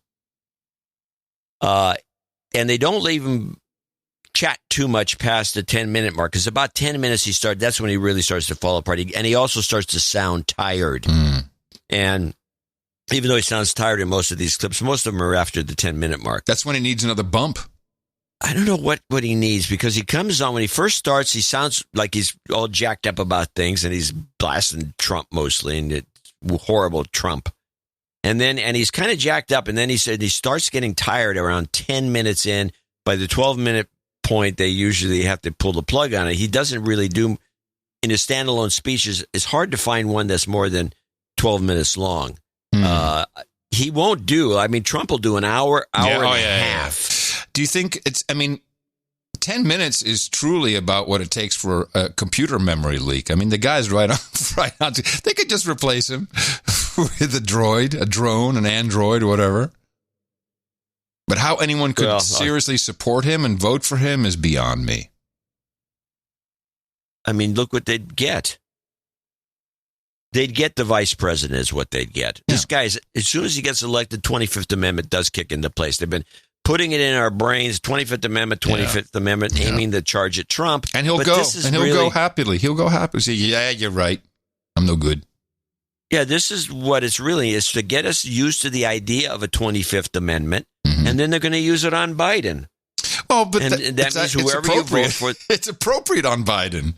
Oh yeah, and so the vice president will be the president. So there has to be Amy. If it's anybody else, it's just going to lose too many votes. There's no way it's going to be somebody like Kamala Harris. I mean, people on both sides of the aisle don't like her.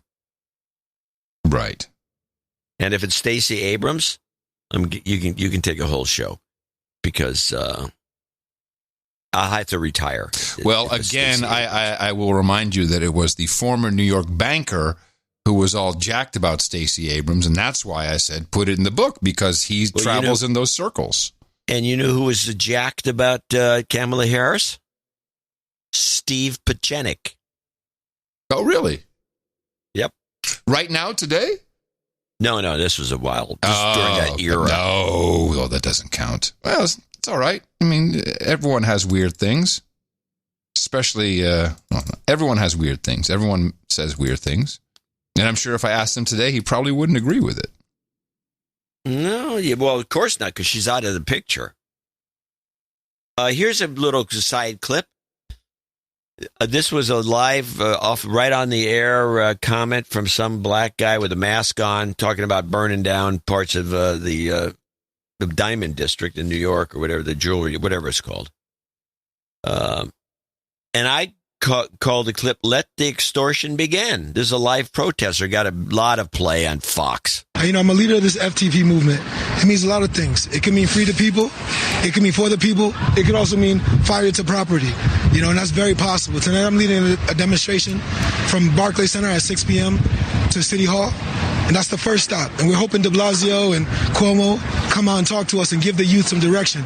But if they don't, the next stop is the Diamond District. And gasoline, thanks to Trump, is awfully cheap. Jeez, that's a pretty big threat. You think? And by the way, why don't you just say we're going to burn the Jews, because that's what you're saying. I mean, isn't that kind of what he means? Yep. So we gasoline in the Diamond District, burn the Jews. Holy crap, man! Who is that guy? They've never identified him yet. But it's fine, I guess. Was there any comment? He's got FTP on his front right forearm. It's tattooed. Yeah, and doesn't stand for file transfer protocol either. Well, let's look around the world. Attitudes do change. Things are always interesting in Euroland. The Dutch Prime Minister, after the anti-Trump, anti-U.S. police killing U.S. people of color, Dutch Prime Minister Rutte now says his attitude towards Black Pete is now changing. Success, I say. We've exported it to the Netherlands. He was finally. He was always saying, Black Pete is just black. It's a Dutch tradition. It's not a problem. Now he has a different story. Now he's seen what it's like. He doesn't want to be like that. He knuckled under. Good for him. Over in the UK, we have June 15th as the opening day for that's 1 week from now, a little bit over a week from now. And of course, masks and muzzles will be appropriate. But listen to how this is explained about the public transport system and about masks. There's a lot of stuff in here from the UK public health official. I can announce that as of Monday, the 15th of June, face coverings will become mandatory on public transport. That doesn't mean surgical masks, which we must keep for clinical settings. It means the kind of face covering you can easily make at home. Now, what? Yeah. This is important to me because I remember 3 months ago, N95, you got to have the right mask. This is the wrong mask. Now we've gone from don't buy a mask, make one yourself, but wear it because it's mandatory. There'll be exemptions to these rules for very young children, for disabled people, and those with breathing difficulties. But broadly, as we come through this phase, we're doing what many other countries have asked transport users to do. And as passenger numbers increase, and we expect this trend to continue, we need to ensure every precaution is taken on buses, trains, aircraft, and on ferries. With more people using transport, the evidence suggests that wearing face coverings offers some, albeit limited, protection against the spread of the virus. Some limited? Why are we doing it? A face covering helps protect our fellow passengers. It's something that we can each do to help each other. We'll make these rule changes under the National Rail Conditions of Travel and the Public Service Vehicle Regulations for buses. And this will mean that you can be refused travel if you don't comply, and you could be fined. You will obey. So it's to help each other. It's to help each other. Or else. I don't know what your problem is, Adam. Yeah, well, I do. Boris Johnson, very disappointing. He was the closing keynote speaker at the big Gavi Vaccinapalooza 2020. I bet you didn't know there was a Vaccinapalooza happening. Can I suggest something? Mm-hmm. He was locked up when he had COVID, and we didn't get to see or hear from him. Is it possible he was either brainwashed or swapped out? Well, it could be, but I don't know. I mean, first of all, it's very interesting what they did here. I guess they set him up with a little lectern at his house or wherever he is. It's still on Zoom because you can hear the audio crunching a bit. But this is the Gavi, which is the Global Alliance Vaccine Industry or Initiatives, which, no surprise, is financed almost entirely by Dr. Bill Gates, all of his companies, everyone's in there. And here's good old Bojo. I do indeed, and thank you very much, everybody. As we bring this summit to a conclusion, let me just thank you all for your fantastic generosity and your contributions today. Together, we have replenished this alliance, and here comes the number that you've been waiting for.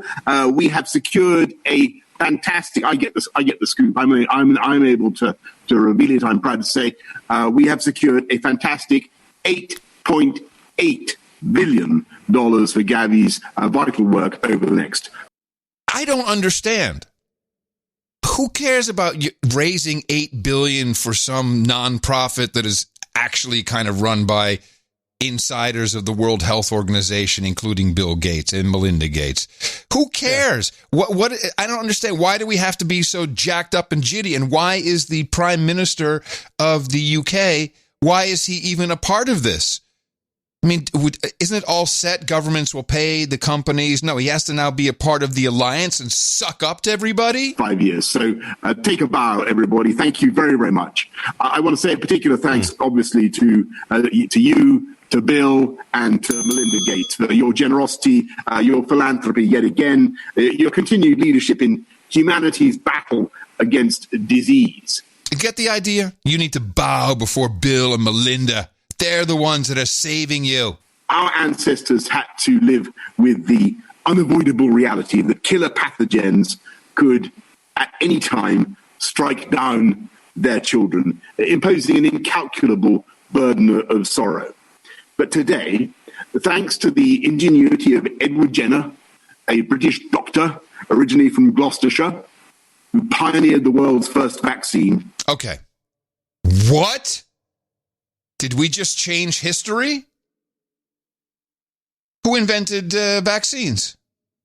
Either Jonas Salk or Sabin. There's two of them. Wasn't it Pasteur? Oh, invented vaccines? Yeah. Oh, I thought you said polio. No. He says, listen to what Bojo says. Today, thanks to the ingenuity of Edward Jenner, a British doctor originally from Gloucestershire, who pioneered the world's first vaccine. I don't know. It wasn't Pasteur. Pasteur is the one who discovered the idea of microbes. I don't think he invented vaccines. Well, according to the Wikipedia's, the Book of Knowledge, Edward Jenner is indeed considered the founder of vaccinology. Yes, he's the one he's a smallpox guy. But I thought it was Catherine the Great who was the first. Oh, she was the first to publicly do it. But this wasn't. They weren't vaccinating with needles and hypodermics. They were taking pus from people who had from the wounds of the smallpox. Yeah, and then they were poking you with it. Yeah, exactly. Let's bring that back. The simple act of inoculating our children can save lives many times over. Vaccines work. If it wasn't such shitty quality, that would be my ISO, my end of show ISO. But it's just it's not good enough. Why is there so much bad audio out there? Well, hello, we're in COVID lockdown. He's on Zoom. That's why. Many times over. Here it comes. Vaccines work. Yes, thank you, Bojo. We're very aware. I'm going to show my support by donating to No Agenda. Imagine all the people who could do that. Oh yeah, that'd be fab. Yeah, oh no. Agenda in the morning. And we do have a few people to thank for show 1249. 1249, which is got nothing going on as a number. Ian Meador is our first donor, $150 from Chicago, Illinois. And it's actually, it's from Dave. Well, Dave, is it? Oh, Dave in Chicago. Well, he says the donation is for his amazingly talented girlfriend who just opened up an Etsy shop during the Rona shutdown. So go to Prince by Christie with IE at the end. Thank you, Ian. Is she good? Dave. Is she a good? I have no idea. I'll buy a print. I love prints. I have no idea. Sam Morehouse, $140. He's in Austin, and even though we don't really do notes here, he asked for a de-douching. That's good for me. You've been de-douched. Doug Eubanks in Knightdale, North Carolina, 10101. And I guess I called him Sean or something like that. I did something wrong. Martin van den Enden in Utrecht, Netherlands, 100. Valerie Steensland, 100. She also sent a note, and I don't have it. Is she from the U.S., Steensland? She is an 80-year-old woman, and her husband are traveling around. And she sent a very nice note in, and she says that the COVID was that sidelined them because they're just professional travelers, and the COVID sidelined them. But she says that it sounds like everyone she's talking to says it's the potency of the COVID is dropped drastically in Italy, which is I think where they might be. And of course that follows the process. I sent her a nice note. Jacob Hernandez in Kennewick, Washington, $100. Douglas Wheeler in Asheville, Ohio, $100. Thomas Burke in Kalamazoo, Michigan, $99. Jeffrey Schwab, finally a boob donation. I think, does he want to de-douching? Yes, he does. You've been de-douched. The TTL Network in Waukegan, Illinois, 7777, and he wants a de-douche. You've been de-douched. This is a note that must be read. N4VX Jonathan Williams, 7317 is his donation in Transylvania County, North Carolina. And he says, is JCD now using a Baofeng as a mic? Well, that's interesting. I get really good compliments from everybody about the sound upgrade, except for this guy. Yeah. He says, according to 97% of all engineers, you still sound better than other podcasters, though. But I'm apparently using a cheap mic. Well, that's quite an insult, but let me know what you think. It's an insult to you, but more than me. That's what I'm saying. But because it's bull crap. I'm curious. I don't think I've heard the show. I don't know why this is happening. Maybe he's listening live. I mean, you sound closer to me than ever. Oh, thank you. Scott Nuzzo, 6689. First donation, please. De-douching.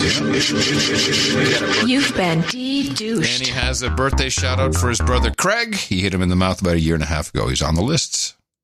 Meta Pyman in Encino, California. That's a check that came in. Nathaniel Pope. Nathaniel Pope, 60. Barry Boniface.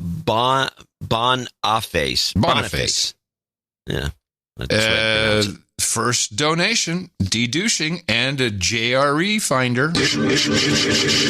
You've been de-douched. Yeah, I like this. I found the show through Joe Rogan Experience. Wish I had known about the show a long time ago. Thanks. Nah, that's all right, man. You can listen to all of them. It'll only take you, I think if you listen to all of them back to back, 18 or 19 months, nonstop, 24 hours a day. He donated $55.55 from Newport News, Virginia. Mark Mishmerhusen. I think Michmerhuizen? Michmerhuizen. That sounds right. Double nickels on the dime and a request for a de-douching. You've been de-douched. Sir Acid of the Scandinavian Woods. We know he doesn't need a de-douching. 5510. But he's got he's a sir. And a birthday, and he's got a for birthday his... call to his dad. Yep. F cancer karma needed. Okay. Let's do that right now. I'd like to do those immediately. Let's do it. You've got karma. Speaking of, you remember the dog? The dog? Maurice the dog? Oh, yeah. So, it's like really bad news. Turns his son, who is my age, I think, maybe a little younger, passed away of cancer this week. Oh. What the hell, man? I didn't even know that. And I know Mark. His name is Mark. I didn't know he was sick. It's crazy. So F cancer for that, too. Damn it. Matthew Gullion in Des Plaines, Illinois, 5510. Harry Pilgrim in Fredericksburg, Virginia. Yes. 5510. Yeah. Yes? Yep. EWS in Pacific Northwest, $55. He said he needs a de-douching. Got it. You've been de-douched. And a karma. He needs a karma at the end. Yeah, we'll roll that out for you. No worries. But he does say he's a fan from the Daily Source Code days. So he was also, because of another podcast, listening to the show. He does, and then he says this, which we don't agree with. People, you should never say this. I don't agree with everything y'all say. Why would you? But if you say y'all, then it's not quite as bad. If you slip in a y'all, of course you don't want to agree. If you come looking to agree, that's not a good idea. No, you go to the Democrats. But interesting in the history of this show, where did we get our first producers from? Our first listeners before we called them producers? We got them from Twit. Right? Right. And then we stole as many as we could. And we got a lot from Daily Source Code. And now we get them from DH Unplugged, no doubt. People come over here all the time. And Joe Rogan. So it's... Well, hey, Grimerica. I have to do... The problem... I really want to do Grimerica. Here's the problem. The show is Wednesday night. It's the worst possible night for me. They'll record you anytime you want. That has not been offered to me. I've only received, can we do it Wednesday? Can we do it Wednesday? I'm like, no, it doesn't. I think it was assumed. Okay. Thanks for reading my email, but no, this like Wednesday, and it has to be, at 10 p.m. or something. No, I looked at your email. It came through my system. Well, reply for me then, will you? And get me a different date so I can do it. I don't have to do it live. That's harder with all that gibberish that you spoke about at the beginning of the show nowadays. It's SM. I can't remember the code words, but Google won't let me, because when your email comes through my system, I tried responding to a couple of times, but I get a rejection message from the agency. Yes, of course you do. Chris Gromol, I'm thinking. Oh, not Jake. We've got him. 5432. Chris Gromol in Kingston, New York, 54. Chris Wilson in Marrickville, New South Wales, 5326. Michael Gates. That is Sir Chris Wilson. That is. Oh, yes. Yes, that obviously. Is Sir Chris Wilson to you and I. Sir Chris Wilson. Michael Gates, 5280. Eric Thomason, 5150. Jessica Gomez in San Antonio, 5120. And these are 5120? Oh, that's it. Noah, I emailed you about this. That is 5112 local. That was the meetup donation, right, 5120. Okay. Yeah, I didn't get your email. Mm-hmm. Because it came in with a bunch of spam. Oh, shut up. Paul you Dorton don't get in spam. San Antonio. You're full of it. You don't get spam. Caught. Busted. Travis W. from San Antonio, same thing, 5120. Also, yep. Jeremy Cantu, 5120. They're all saying best podcast. Yeah, these were all our Ryan podcasts. Mosier, which is the way I pronounce it, I think. 5101. Scott Nelson, Sir Scott Nelson in Melbourne, Florida. 5101. No, 5001. Renee 5001. Tabak. 5001. I'm sorry. Renee Tabak in Meckle. No, that's Renee Tabak. Renee Tabak in Meppel. Yes. Thank you, Renee. Mary, that's 50. These are all $50 donors, name and location, with Mary Huey, Laura Moreno in Golden's Bridge, New York, Patrick Comer, Christopher Rivera in Austin, right? Probably at the meetup. It should have been. Jonathan Meyer in Xenia, Ohio. Edward Mazurek is a sir. Memphis. Joel DeRuin, I'm sure, is a sir in Bakersfield. Ryan Summer in Stevenson Beach. And Aichi Kitagawa and Baron Allen Bean in Tigard. Aichi, of course, is in San Francisco. Now, there was one of the donations that was earlier that it should have been in red. I don't know if I didn't play it, but it was from Doug Wheeler in Asheville, Ohio. Mm-hmm. And he said, I have to read this note. Please accept my first donation after many years of listening. He needs a de-douching.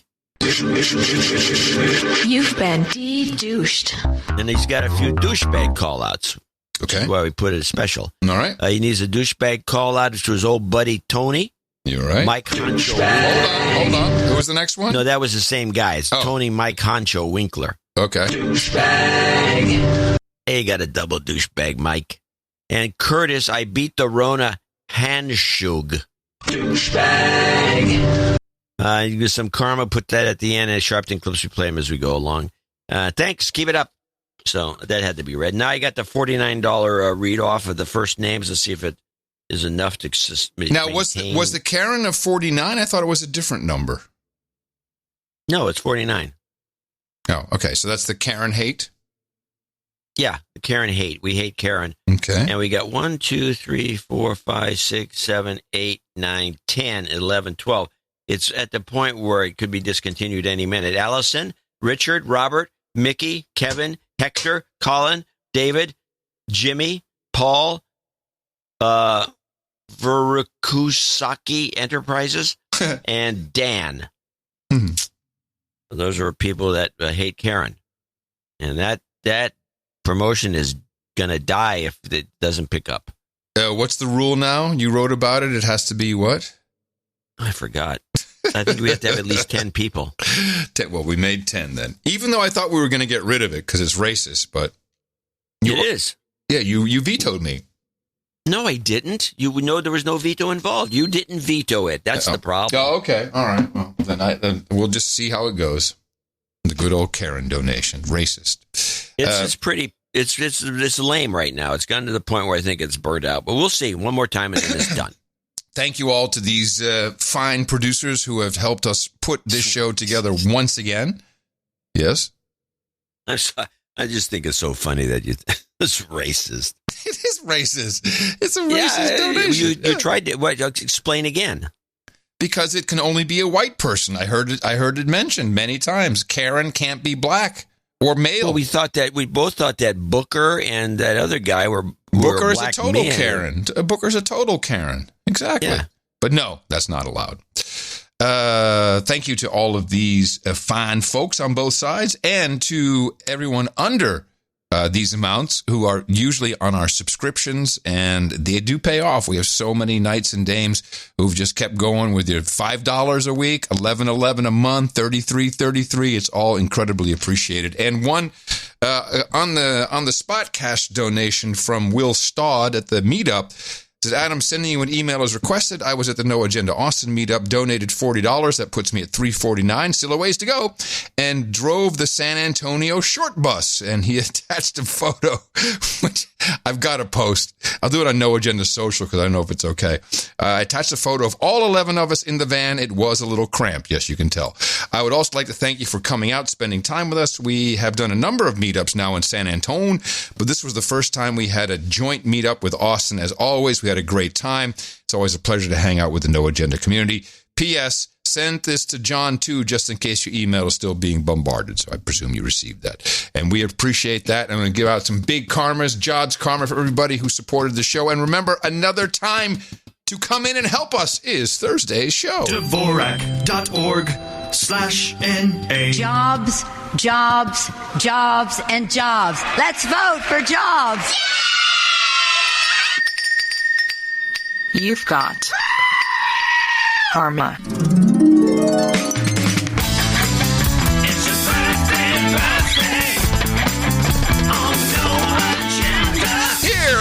Birthdays for today, the 7th of June. Man, we are really rolling into summer 2020. John Byrne celebrated on apparently the 6th. We're not entirely sure. Ashton Brown says happy birthday to hubby Sir Burgess of the Ozarks. Humperdinck Superdank, 36 tomorrow. Scott Nuzzo, happy birthday to his brother Craig, 31 yesterday. And Sir Acid of the Scandinavian Woods says happy birthday to his dad. His Pop turns 66 tomorrow, June 8th. Happy birthday from everybody here at the best podcast in the universe. 2 nights. We'd like to take care of them right away. So let's. Here you go. Ow! I dropped it. Damn, sorry. Did I hurt you? No. I thought I might have dropped it on your toe. Can I have your blade now? Yeah, I thought you pick it up. Yeah, I got it. Up on the podium, please. John Byrne, Anthony Rodriguez, both of you now join the illustrious table of the No Agenda, the round table, that is, the No Agenda Knights and Dames. Thanks to your support in the amount of $1,000 or more, and I'm very pleased to pronounceate you guys as Sir Air Force John from the Land of Thunder and Sir Merle Mofo. For you both, we have Hookers and Blow, Rent Boys, and Chardonnay. Warm beer and cold women, Pog and Poi, Dame Elise's Limoncello, and salmon, brisket and barrel, aged copper ale, fish pie and fellatio. We got mutton and mead, ginger ale and gerbils, sparkling cider and escorts, bong hits and bourbon. And we had the breast milk and pablum, but I'd like to end with the mutton and mead. And that's what was requested today at the round table. So you can go to noagendanation.com/rings. If we don't have it already, Eric the Shill will gladly take your measurements and everything else we'd need and get that off to you as soon as possible. Thank you very much for supporting the No Agenda Show, the best podcast in the universe. No Agenda Meetup. Yeah, it's just like a party. I had my meetups note here. Hold on a second. Let me just see what happened to that. Here we go. Meetups for the coming weeks. NoAgendaMeetups.com. They are cranking up, of course. People love to go out and hang together. And I think that's really what we saw in Austin here. So many people have just been cooped up. They're like, I don't care. We're driving to San Antonio. Nice social distancing in the bus. For today, Philly Local 76 starts at 3 Eastern. So they are probably just underway in the morning to y'all. Sir Scatman of Norristown organizing. That's the cookout in the courtyard. Saturday, this coming Saturday, the OKC meetup. Knighthood celebration, 2 o'clock Central. Air Force John organizing for you, who will be receiving his knighthood. Then Friday the 19th, we're skipping way ahead, Charlotte, North Carolina meetup. And here's what's going on June 20th. That's 2 weeks from now, Midland, Texas. Ride Up, Truckee, California. First Western, New York. And Dansville, Local 406. Re-Up and Damehood celebration in Missoula, Montana. Second ever Central Chillinoisian meetup in Urbana. On the 21st, Brisbane, Arizona. And ending the month there on the 27th, the New England Post-Rona meetup. Find out where these are, who they're organizing, who they're being organized by, where they are, when they can go. RSVP all at one fabulous site, noagendameetups.com, where you can hang out with people just like you, but different. Sometimes you want to go hang out with all the nights and days. You want to be where you won't be triggered or held to blame. You want to be where everybody feels the same. It's like a party. NoAgendaMeetups.com. It's like a party. What's the date on the Truckee one? I could take the Zephyr up there. Ooh, the Truckee. Hold on, that was.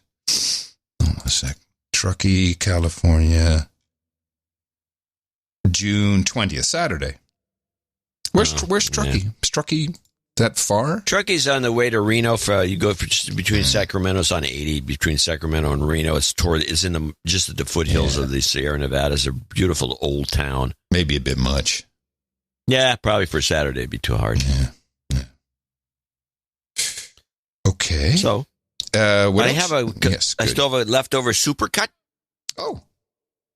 Okay. Okay. It's always good for a laugh. Always This good is for the one. This is the rationale for the riots. Okay. Supercuts. Pain is everything. It has informed everything that you have seen. Doesn't make it okay to riot, says the majority. But doesn't it depend why it's happening? Property damage is nowhere near as important as physical loss of life. Protesters are right to be speaking out. No one is condoning the violence. But again, I understand. I'm not going to judge people. A riot in Boston Harbor started the fight that amounted to America. It was the minority manifesting a desperate plea to be heard and for change, just like now. The idea that you can have a few people who break a few windows and burn a few cars. We're watching years of anger, pain, frustration boil over. And there are a lot of people out there wondering if this is what needs to happen in order for voices to be heard. They don't know what to do with that emotion. So their response, especially young folks, is to lash out. And people, I think, are just trying, in this case, to get themselves heard as best they can. We would have never been having this conversation if you didn't have people take to the streets. It is not, generally speaking, unruly, but fires have been started. There is a deep sense of grievance and complaint here. What goes through your mind when you hear that sentence? Riot is the language of the unheard. People have tried peaceful protest. Most of the major movements in American history have started at the grassroots level. No, people should not be burning down businesses. There should not be destruction of property. But it's all in the message and it's all in how you convey it. People are looking for, as I have been saying, to be heard. Orange man bad. Orange! Let's be honest about it, Don Lemon. We know what's going on. We know what your real problem is. Sad. Sad how people are being abused. Yeah, of course, then we all forget about this guy, that poor cop that was gunned down in a pawn shop. Yeah. David Dorn. Yeah. That's being downplayed as much as possible. I have a clip, The Murder of David Dorn, if you want to hear the background. Yeah, I do, actually, because a lot of people outside of the United States are only seeing this in one light, and it's pretty much, man, American cops, particularly racist bunch of dicks. America, boo, down with America. Down. Let's vote that down.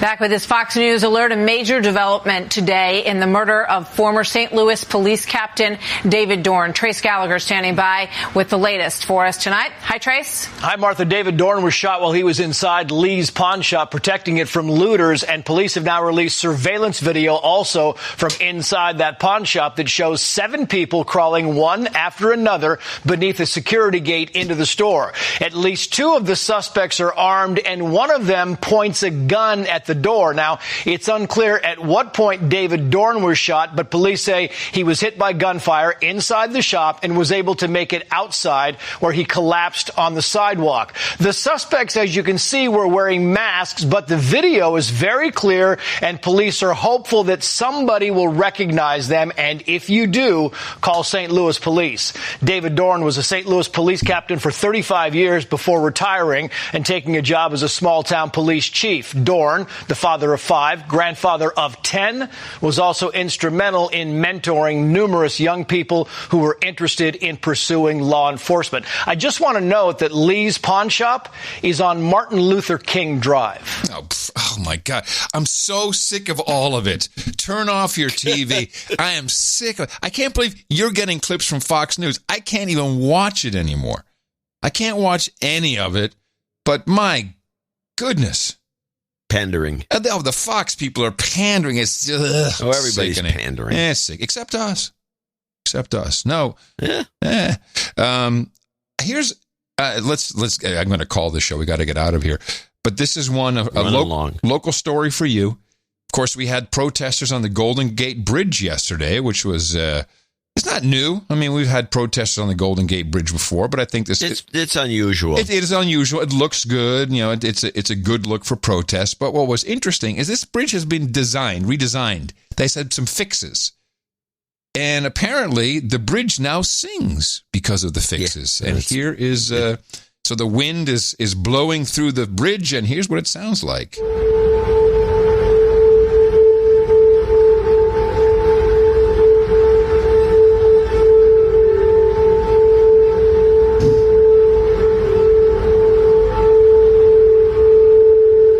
Pretty annoying if you ask me.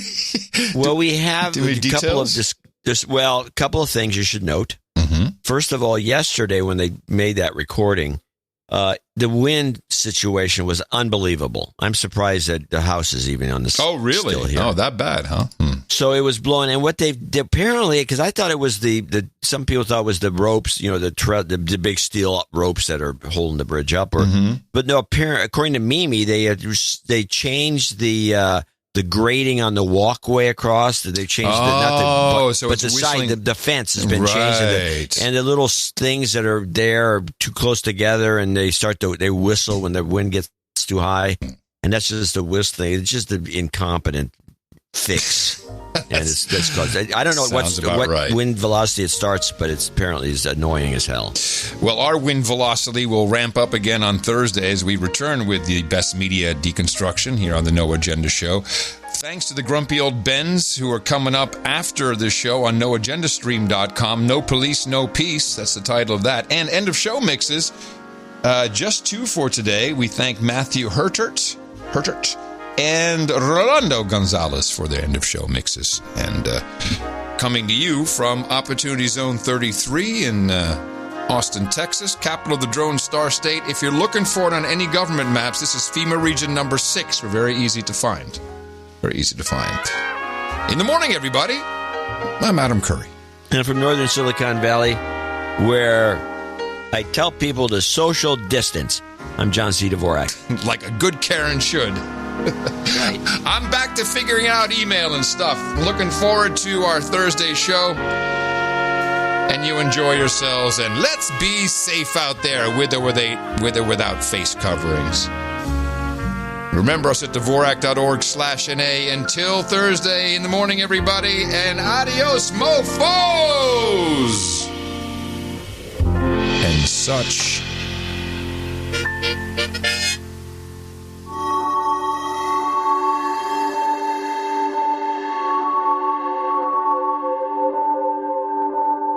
There are 2 people that I think are destroying this country, and that are guilty white people and angry, rich, entitled blacks who continue to play the race card, and they don't have to live with the consequences of their advocacy. Guilty white people and angry, rich, entitled blacks. Guilty.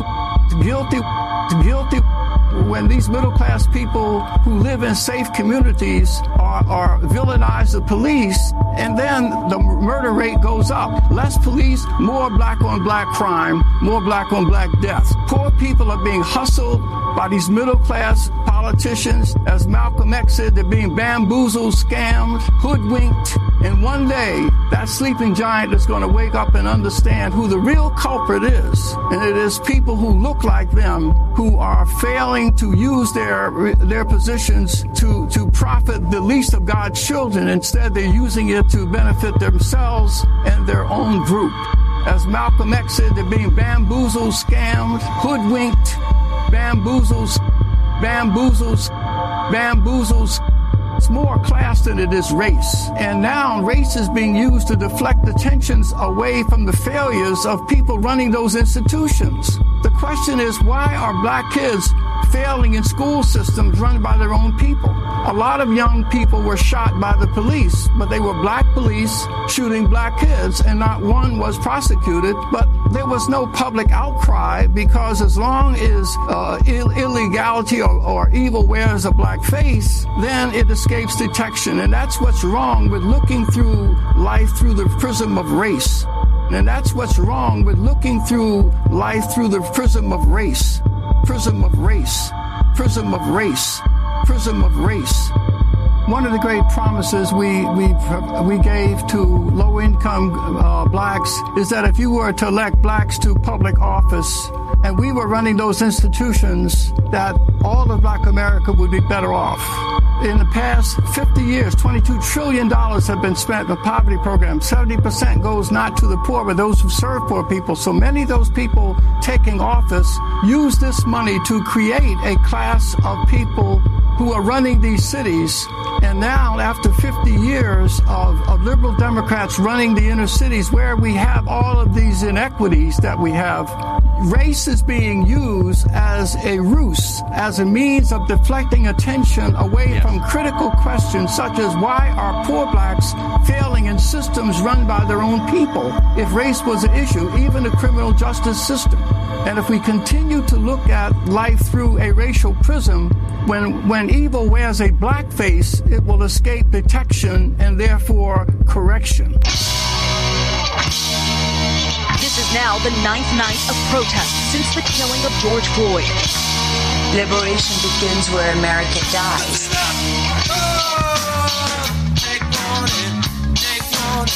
Antifa, they're a destabilization force.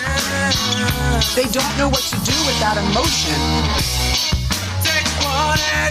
I still think it's not enough, but I'm so happy that we're moving towards change. It's cities burning for you to arrest 4 people. Peaceful, peaceful, peaceful. Whether they know it or not, they're just contributing to the propaganda. People cannot get to the stores now. We have large numbers of high-capacity, quality firearms in the hands of remorseless criminals who don't care who they shoot. What you're seeing in front of your eyes, they're saying is a conspiracy theory. Conspiracy theory, that's an information warfare term that's meant to shut down any conversation into silence and to intimidate and to get us to self-censor. They're being bamboozled, scammed, hoodwinked. And one day, that sleeping giant is going to wake up and understand who the real culprit is.